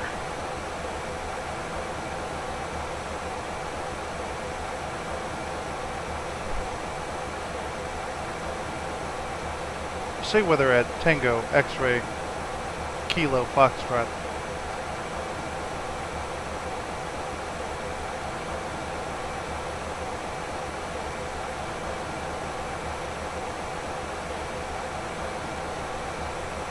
Say weather at Tango X-Ray Kilo Foxtrot. Aircraft calling center, say again with your call sign. Ah, okay. Say weather at Tango X-Ray Kilo Foxtrot. Weather at Tango X-Ray Kilo Foxtrot is broken. Visibility is unrestricted. Winds are 235 at 17 knots. Cloud coverage is 1,600. Few clouds. 30,000 broken. Current altimeter is 3000. Okay.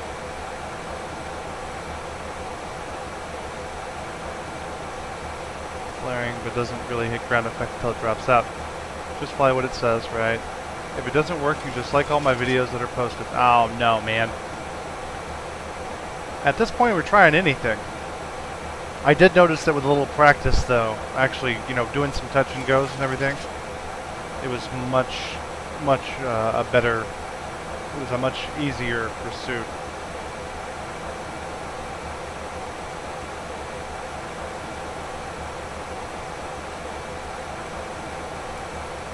So what we'll do is we'll run, I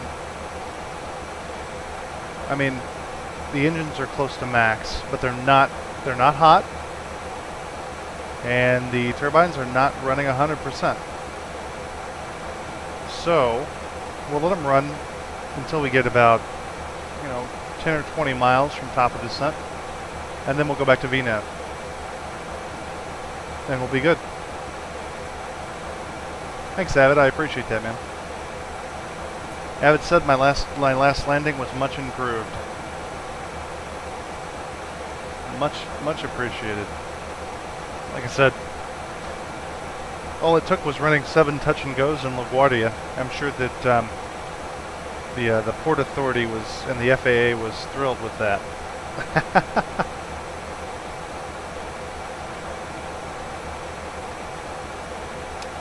131 nautical miles. Now, we may not even see the island until we're right up on it. All these clouds.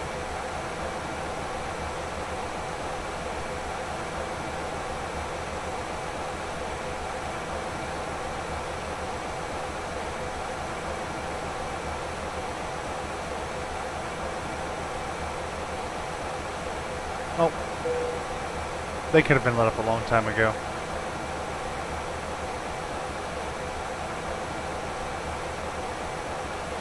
Forget those guys.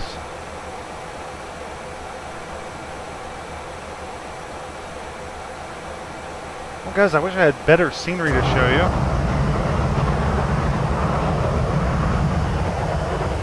But you get white. Southwest 5247, expect the MOMOM 1 arrival with the Anver transition for the ILS approach to runway 30 with the bid transition at LF Wade International cleared direct Anver.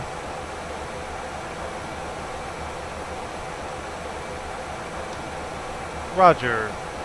Southwest 5247. Alright. We've just been told to expect our approach.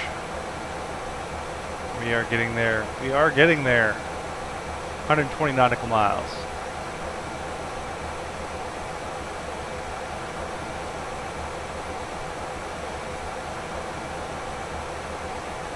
Wonder how much that actually helped bumping the speed up a little bit.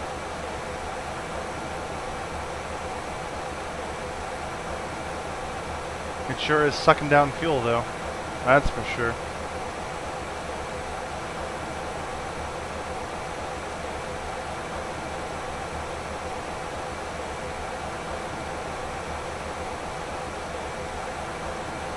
Alright, so let's start thinking this out.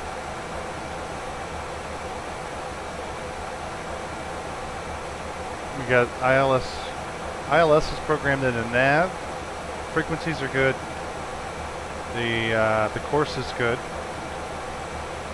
We have not been cleared down yet. Southwest 5247, descend via the MOMOM1 arrival with the Anver transition altimeter 3000 at LF Wade International. 30000. Roger, Southwest 5247. Yeah, Southwest, man. Alright. Altimeter 30000. We are cleared down. But we don't have to go down just yet.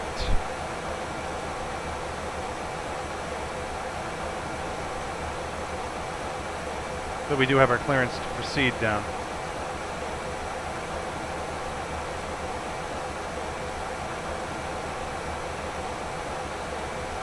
Alright.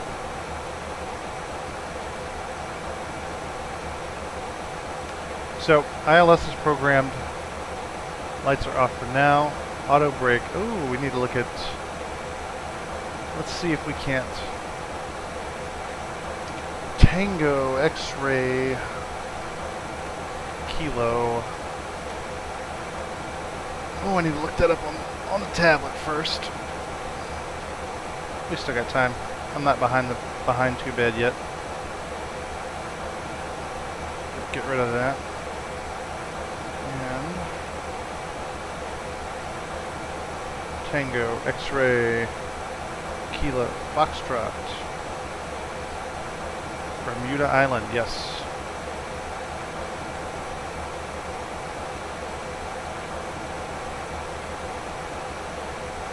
Alright, we are landing ILS Z30.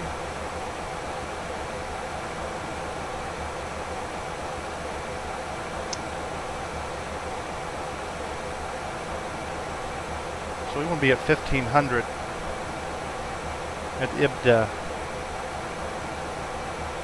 1500 IBDA.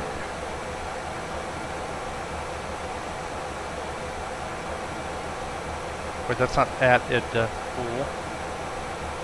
That's just my initial approach fix. Okay. It has no name. It is the point with no name. Alright.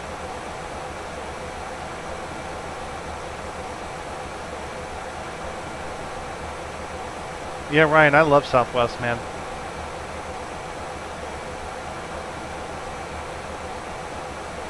I'm kind of partial though, because I was born and raised in Dallas, so growing up, learning the ways of Herb Kelleher was literally taught in elementary school. I'm not joking.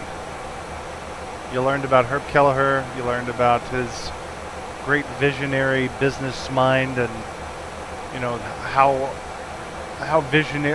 much of a visionary he was to think about dabbling in the futures markets to pay for, you know, fuel increases. It's interesting stuff. Elementary school, middle school. Different culture, man. Different culture in Texas. Oh, that's cool.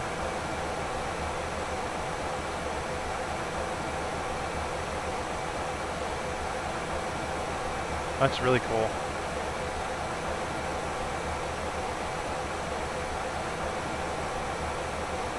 I like the way these clouds move when they go past.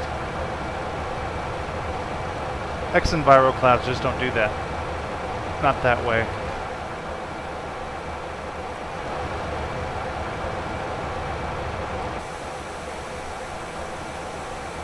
Alright. 80 miles to top of descent.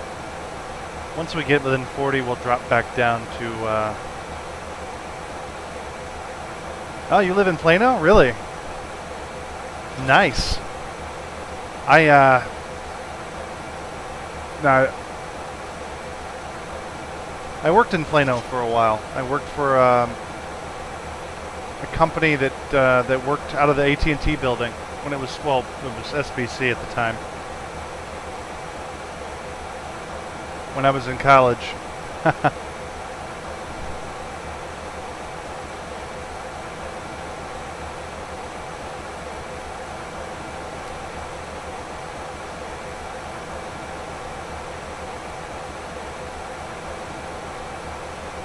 So are you a Texas native, or did you grow up there? Or did you grow up there, or were you a transplant, I should say?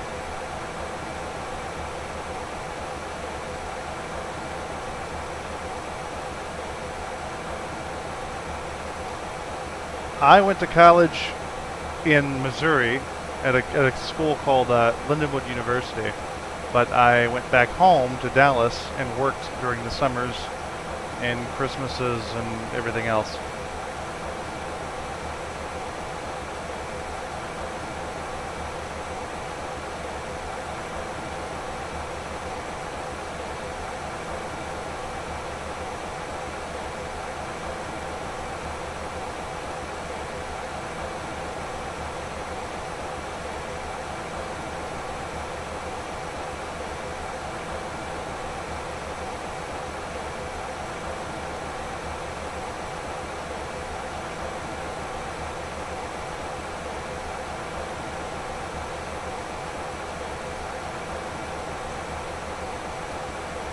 Guess Ryan is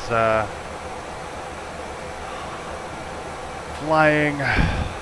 Ooh. Oh, born in Plano. Gotcha.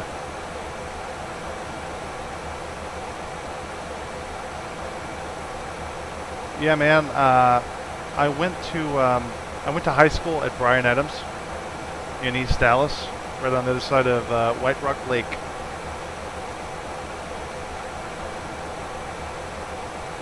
Kind of the hood, man. I'm a hood rat kid.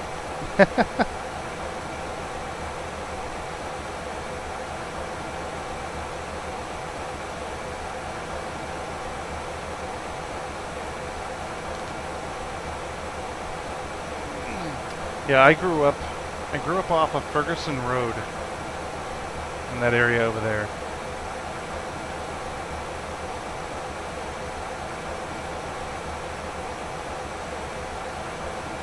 Ferguson and I-30, I should say.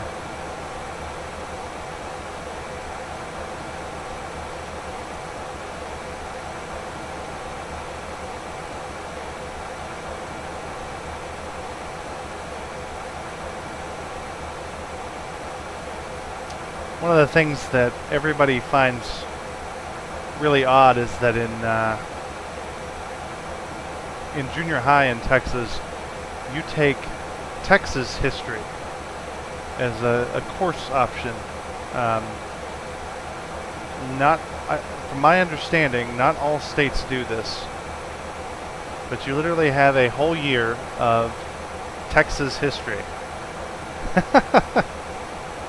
So, I know, Ryan, you probably know what I'm talking about. I think it's your 7th grade year. It's Texas history.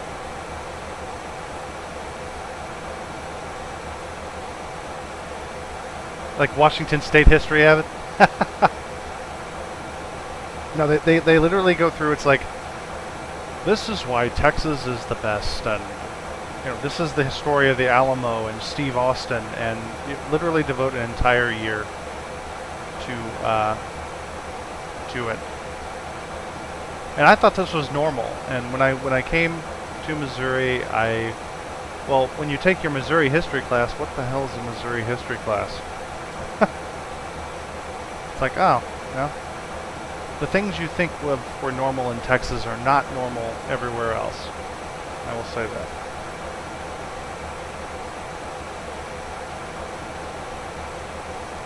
Alright. Almost to 40 miles to top of descent.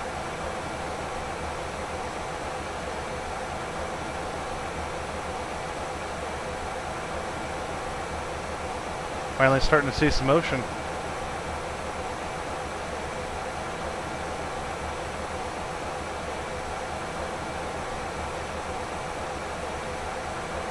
.41 nautical miles.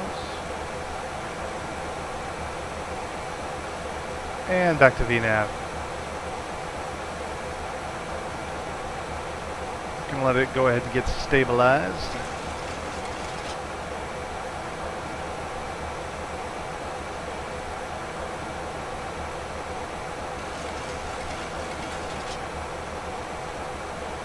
Tell you what, man, I miss home. If you ever leave Texas for any amount of time, I do miss home sometime. There's no place like it.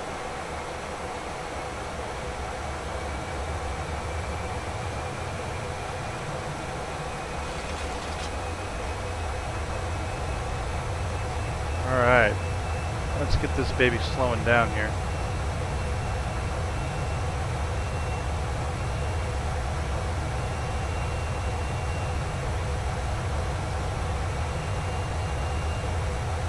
I need to find out how long this runway is. Air nav.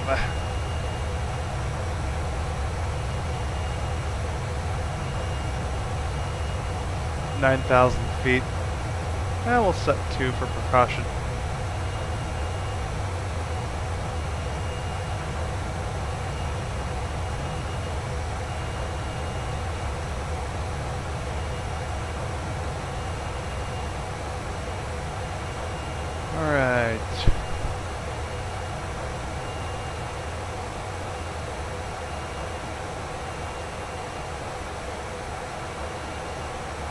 Them know that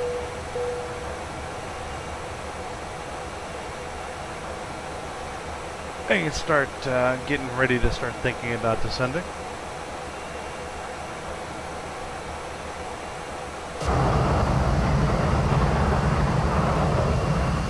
It's about as wide as it gets.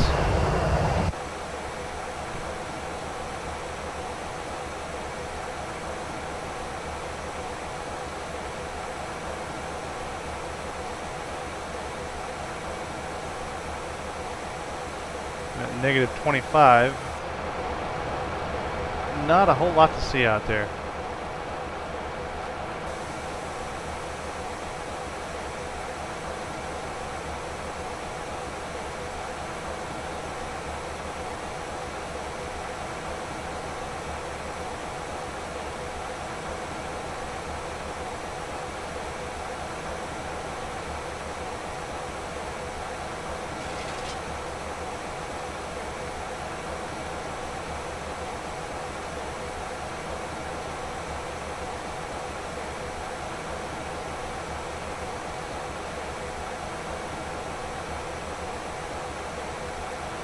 Oh man, I'm tired and it hit me like a ton of bricks.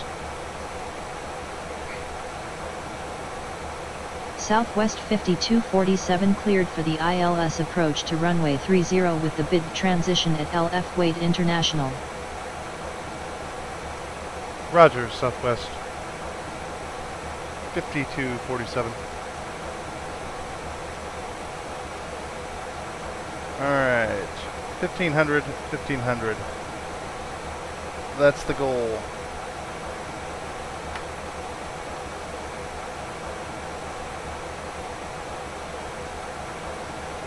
So, we are cleared down.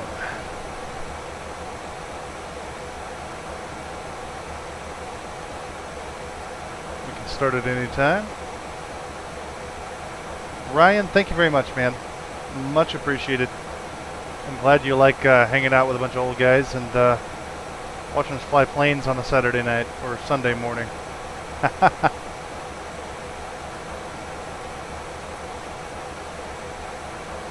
Almost there.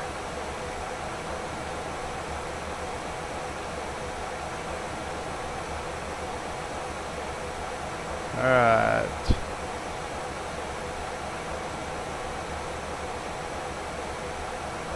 Tell you what, Ryan, I think of all the things I miss in Texas, there's two things.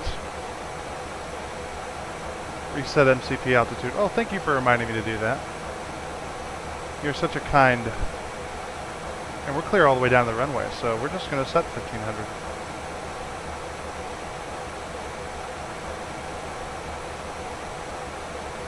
Durr. Okay, so we're set, we're good. Now we're waiting for top of descent. Two things in Texas I miss immensely. I'm very jealous. Whataburger, you will never know how good you have it until you do without it. Whataburger and Bluebell ice cream. Those two things right there are the most amazing things food-wise in Texas. And a close third is Mrs. Baird's. Anything from Mrs. Baird's Bakery.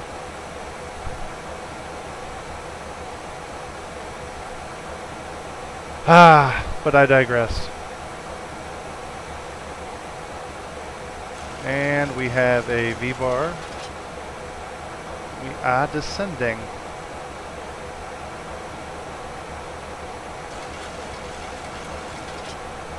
Everybody comes to watch the landings.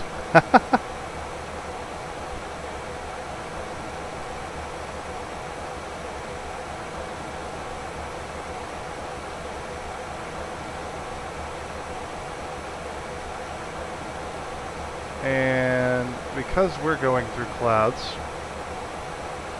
I don't usually like to turn the radar on, but that's just me.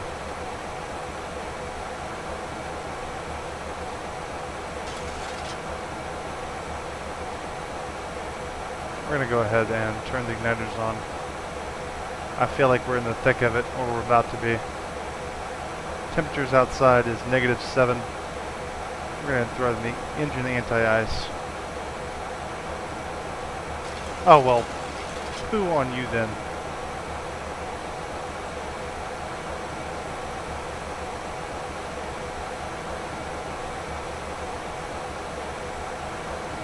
Forget I said anything.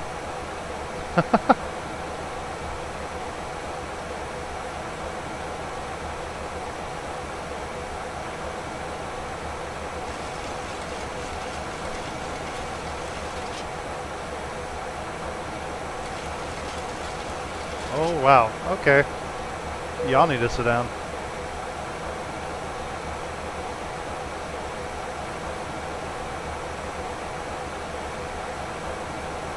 Oh, we hit like 3,000 feet a minute.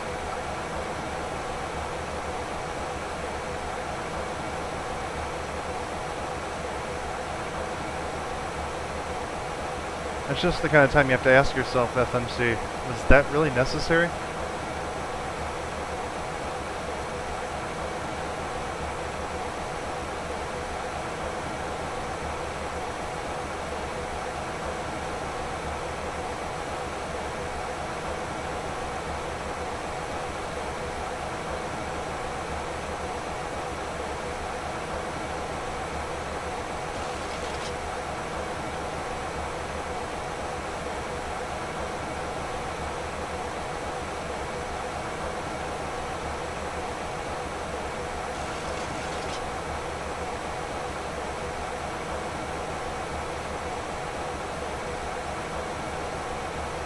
Getting ridiculous frame weights across the ocean.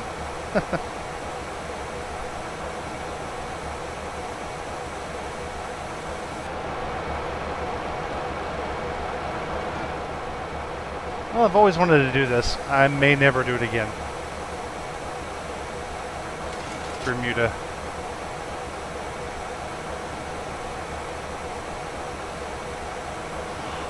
Whew.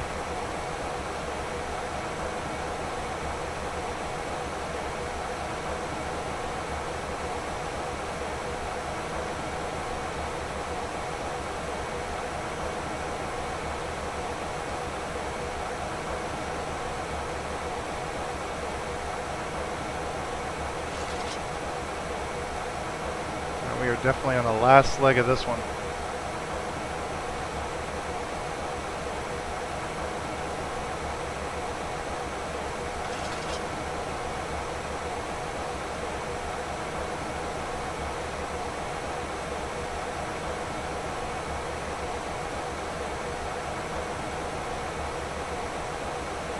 Oh, okay. There's 50 nautical miles in between that. Okay. That was close. For a second there, I thought it was like 5 miles. I was like, we're not going to make that.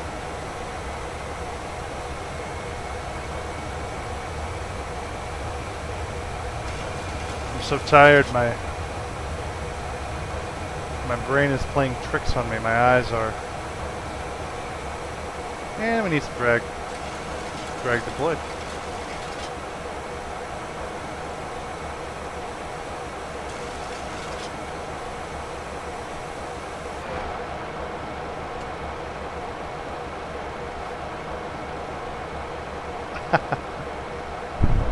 Alright.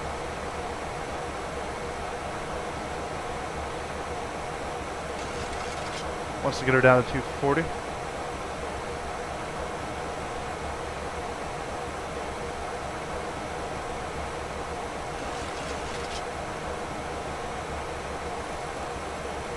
Get ready for vectors if they come.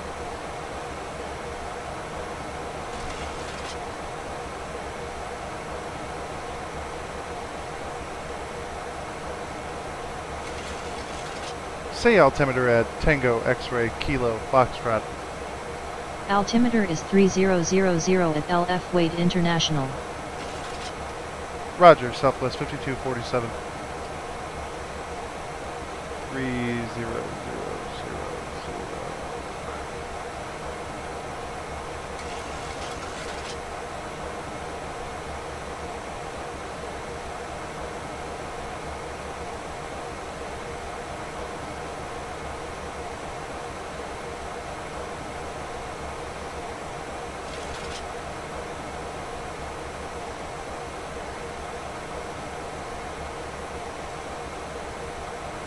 This plane does, since the update, this plane does so well. Knock on wood.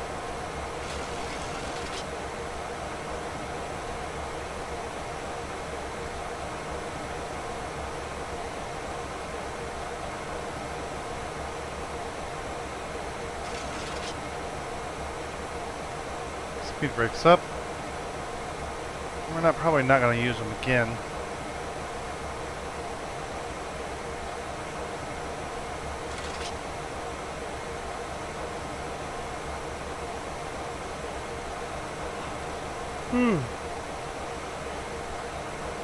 Come on, baby.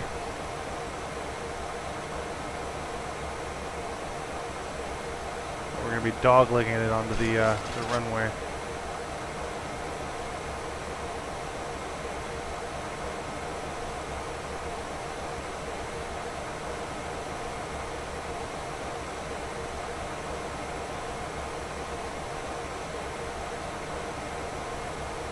I kind of wonder what the new X-Enviro update is going to look like. Because no one has seen anything, and the private beta testers are very tight-lipped. I'm not talking about it either. I hope it's good.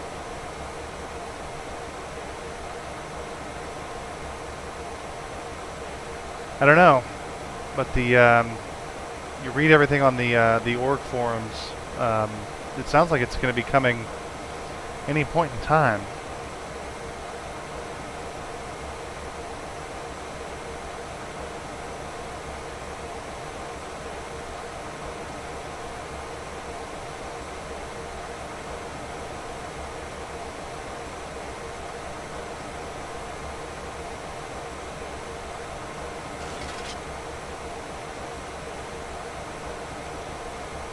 Oh yeah, I agree. If they figured out how to do the volumetric stuff, and there was a post on the org that the guy said, or something to the effect of, I challenge you to turn off your X-Enviro for one flight and see how it goes. And I was like, hey, I've already done that. I know what you're talking about, man. It's good. It's good. The default weather is good. I mean, everything can use improvement, but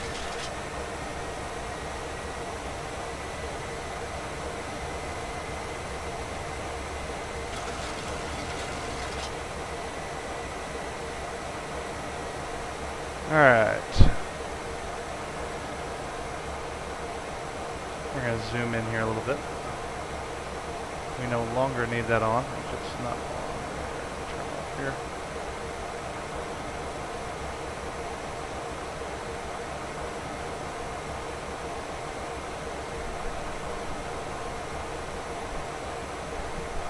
Really can't see anything going on out the windows here.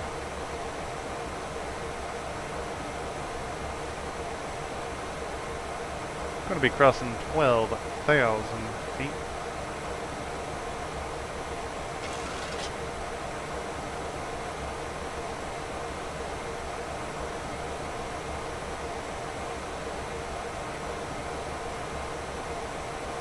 And we are on profile.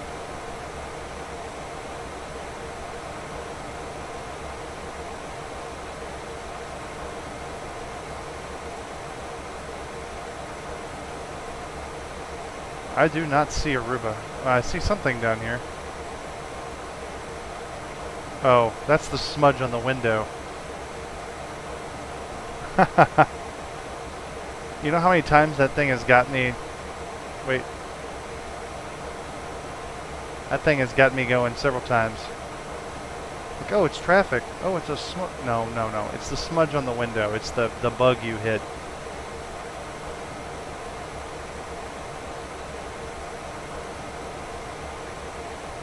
I think. Only one way to find. Yep, it's the smudge on the window. Got me again. Got me again. 109.9. 109.9.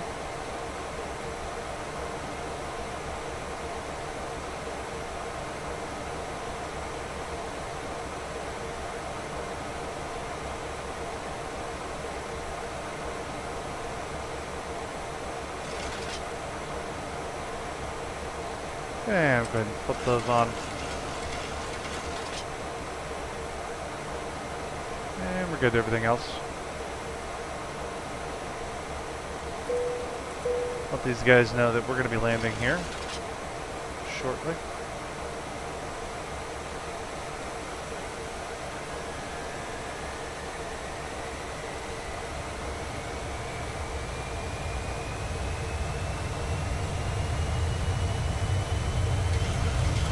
Yeah.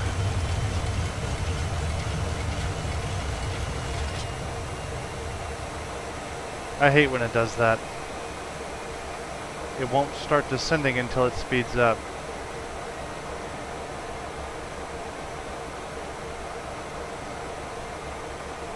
Landing lights are on, man. Been on.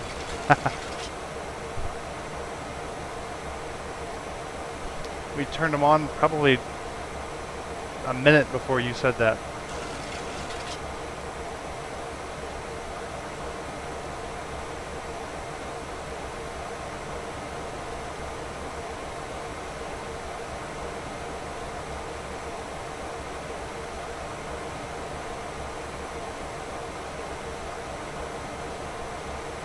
beautimous.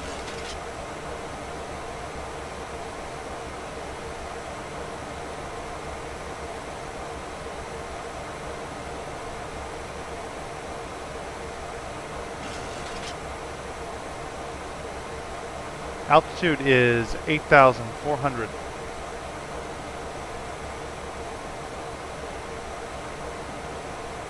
Still cloudy. We're coming out of it though.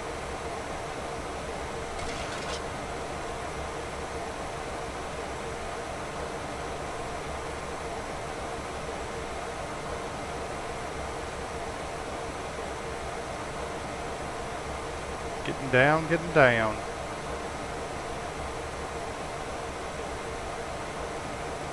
I'm gonna go ahead and hit you with some speed brake action here.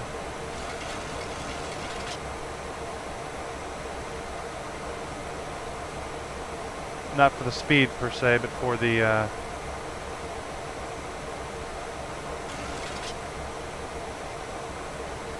alright.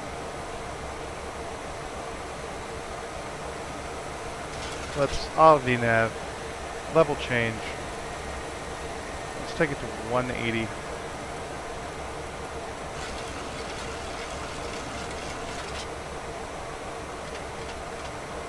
Flaps 5.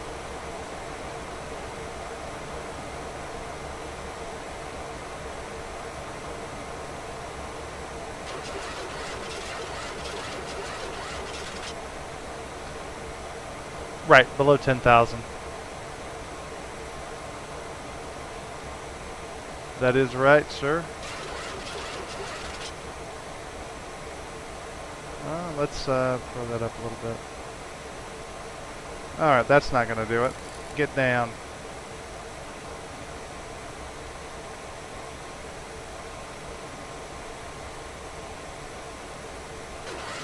With the speed brakes deployed, so that's going to be, we're going to get down just fine like that. That's fine. We'll leave the speed brakes deployed. We never got vectors, so I guess we're good. Let's go ahead and flip these guys on. Igniters on.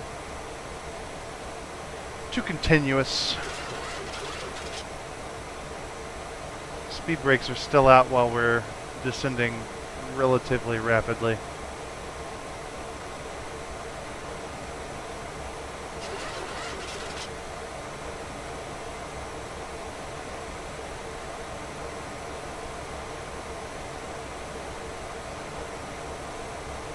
We start this turn.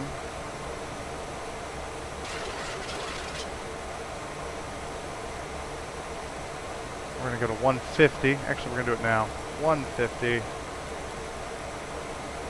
Speed brakes are still out.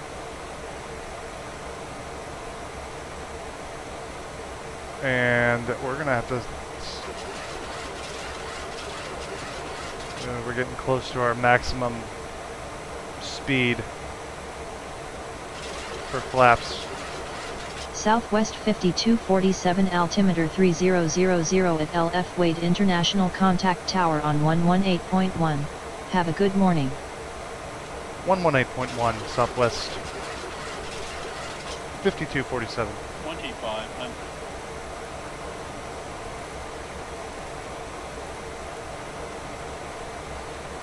Southwest 5247 with you at 2,000 feet. Southwest 5247, good morning. Radar contact.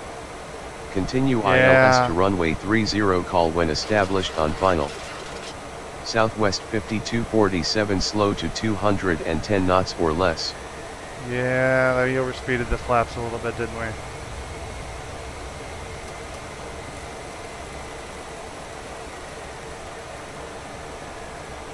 Didn't really have a lot of a choice there, unless we hit the gear. We're never gonna make... Shut your face.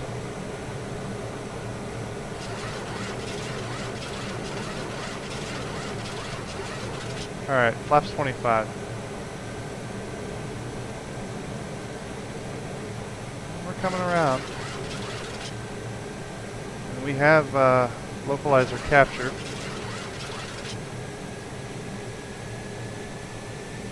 Well, I think we do anyway. I don't think we do. I think we're still on. Nope, now we do.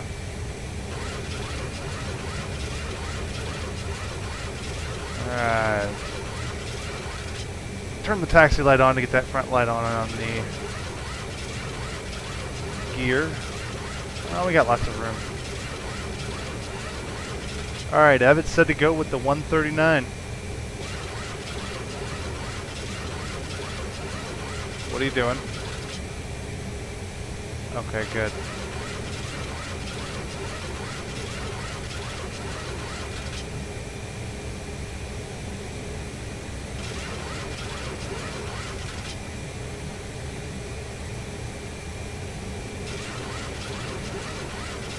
Southwest 5247 is established on final for runway 30. Southwest 5247 winds are 220 at 17 knots, cleared to land runway 30. Clear to land, Southwest 5249. That's not our call sign. Clear to land, Southwest 5247. Alright. Flaps 30. Whoa. Alright.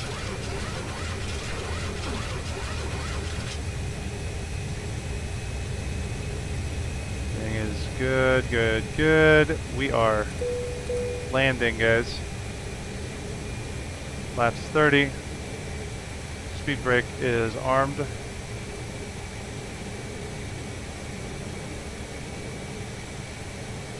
We're on the ILS. We can see the runway visually. We are below glide slope at the moment.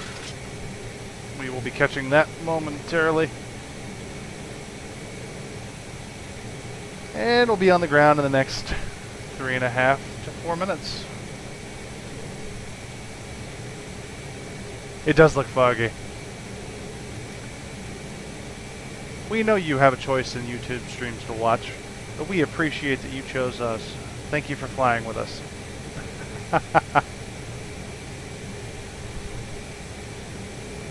Alright. There she goes. She's locked on.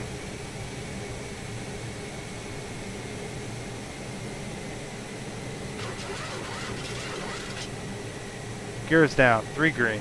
Flaps 30. Speed brakes armed. Lights on. We're landing.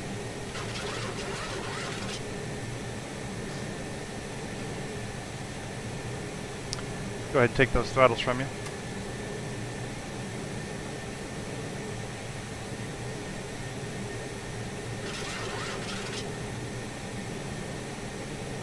And the PAPI lights show us we have 2 white, 2 red.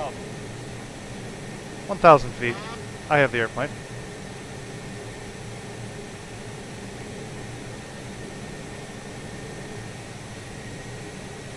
And we're veering a little bit there.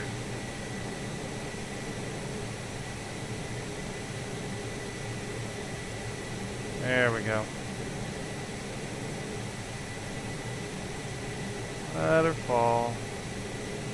Approaching how did 30. this happen?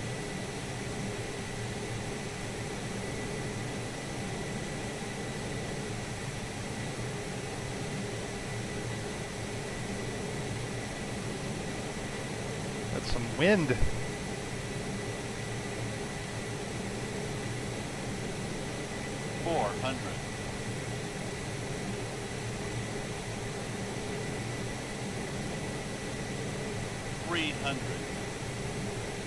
We're gonna crab this one. Maybe not. Maybe not. Maybe not. Minimum. We're a little high, but it's all right.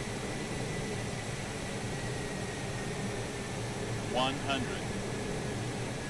50. 40. 30. 20. 10.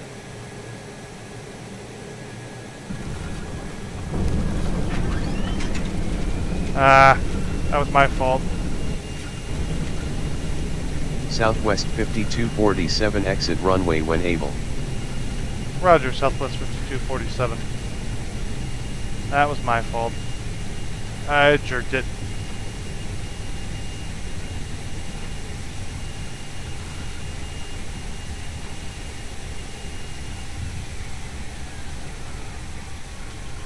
Touchdown was better. Rollout could have been... Rollout was not. Alright, let's, Alright, yeah. I see where we're going.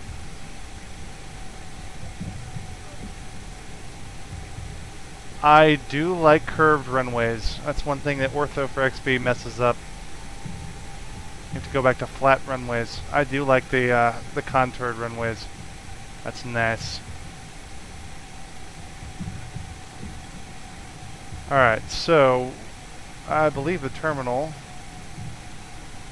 and we'll do what Harry says and we'll cross the line. And then we'll stop here. And we'll take a little look. Landing lights off. Taxi lights all on. APU on. Engine's out of continuous ignition. Strobes off. Depressurized. And pitos off. Flaps up. Speed brakes up. TARA to TA only. Speed brakes disarmed. Alright. Let's look at our map here. Actually, you know what? There's a better way to do this. It's called God mode.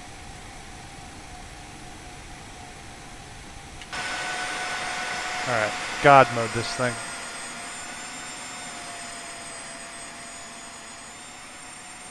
Those are some really big planes to be at a little tiny airport. Just saying. You got a ramp over here too. There really isn't much to this place, I'm guessing, huh? Anything over here? Ah, there's the airline terminal. Alright, so...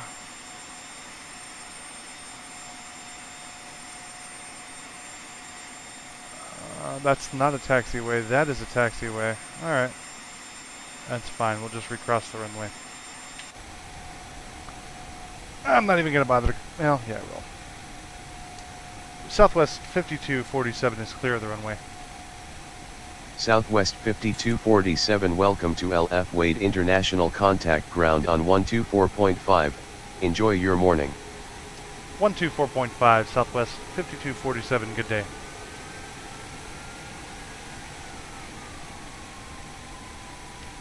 Uh, 124. Oh, actually, turn the plane mark. 124.5. That's so dangerous.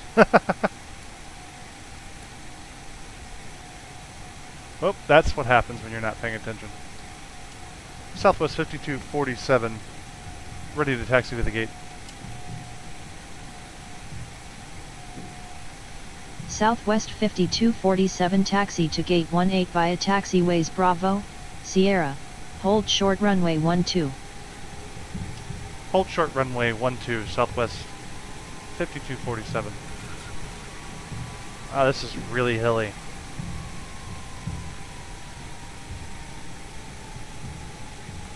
Should be for anti-ice. Approaching 12.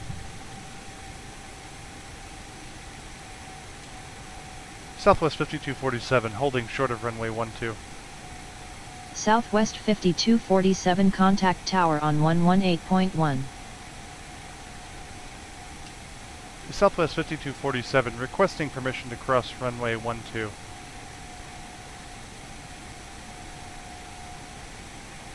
Okay. Southwest 5247, requesting permission to cross runway 12.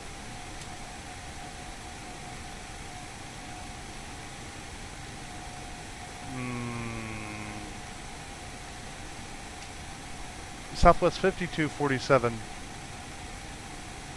ready to cross runway 12. Southwest 5247 cleared to cross runway 12. Clear to cross runway 12, Southwest 5247. Oh shush, we need extra thrust. I like to move this big plane up a hill. Come on now.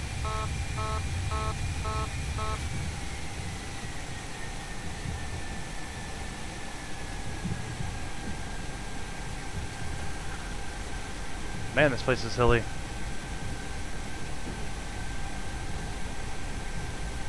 Caution. Yeah, there was some On trouble. There were some taxiway. troubles. On taxiway.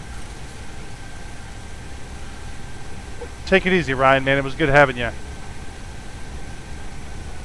Alright, we're moving fast. We're gonna get this thing parked and get a replay. Come on, baby. Come on. Well, we are moving, moving, moving. Brakes. Brakes are good. Differential braking is awesome. Alright. And let's find a spot. That'll work. This will work. This will be fine. And that way we'll call it a night after we do a replay.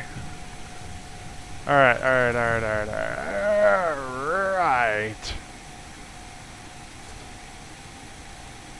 alright. Alright, switch over to APU. Taxi lights off.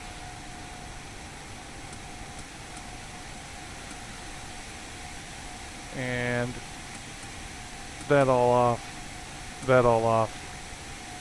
Flight directors can go off for right now. No, no, no, no, no, no, no, no. Let's do a replay. Alright.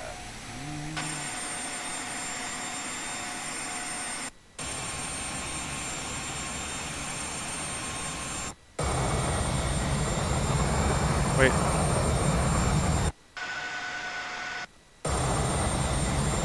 Here we go. Here we go. And she was crabbing there. She was crabbing.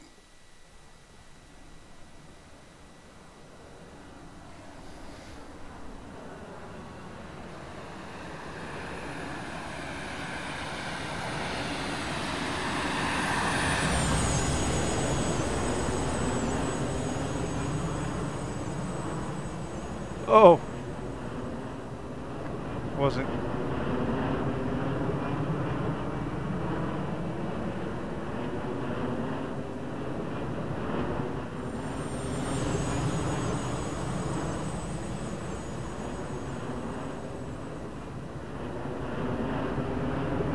Huh. Well, alright. Let's get another view of it.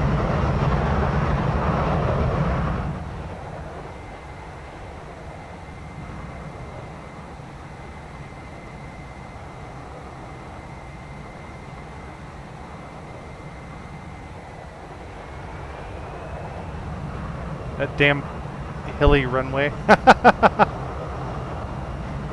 Alright. Yeah, it wasn't too bad. It wasn't horrible. It was not great. It's not good. So. Alright, Avid. Take it easy, man. Have a good night. Alright. Well. That was okay. And I don't know how this just happened. But apparently this 747 has come upon me and now wants to try to hump my plane. So, well, I guess you just gotta let him finish. Anyway. Alright. Never a dull moment, right? Let's turn the transponder off. And shut those down. Shut down the engines.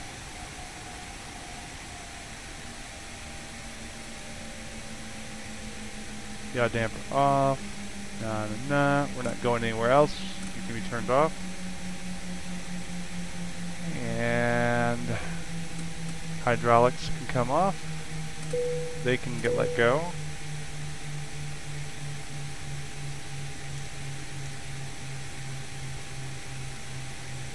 And I think that just about does it for the most part. Yep. Alright. Packs off. Airflow off. Recirc fans off. I'll leave that on for the time being. Galley power off. Nothing else, right? Nothing else? Yeah. Now, 10,000 pounds still in the tanks. That's pretty impressive considering we were pushing it real hard. Oh, more than 10,000 actually. It's like 11.5. And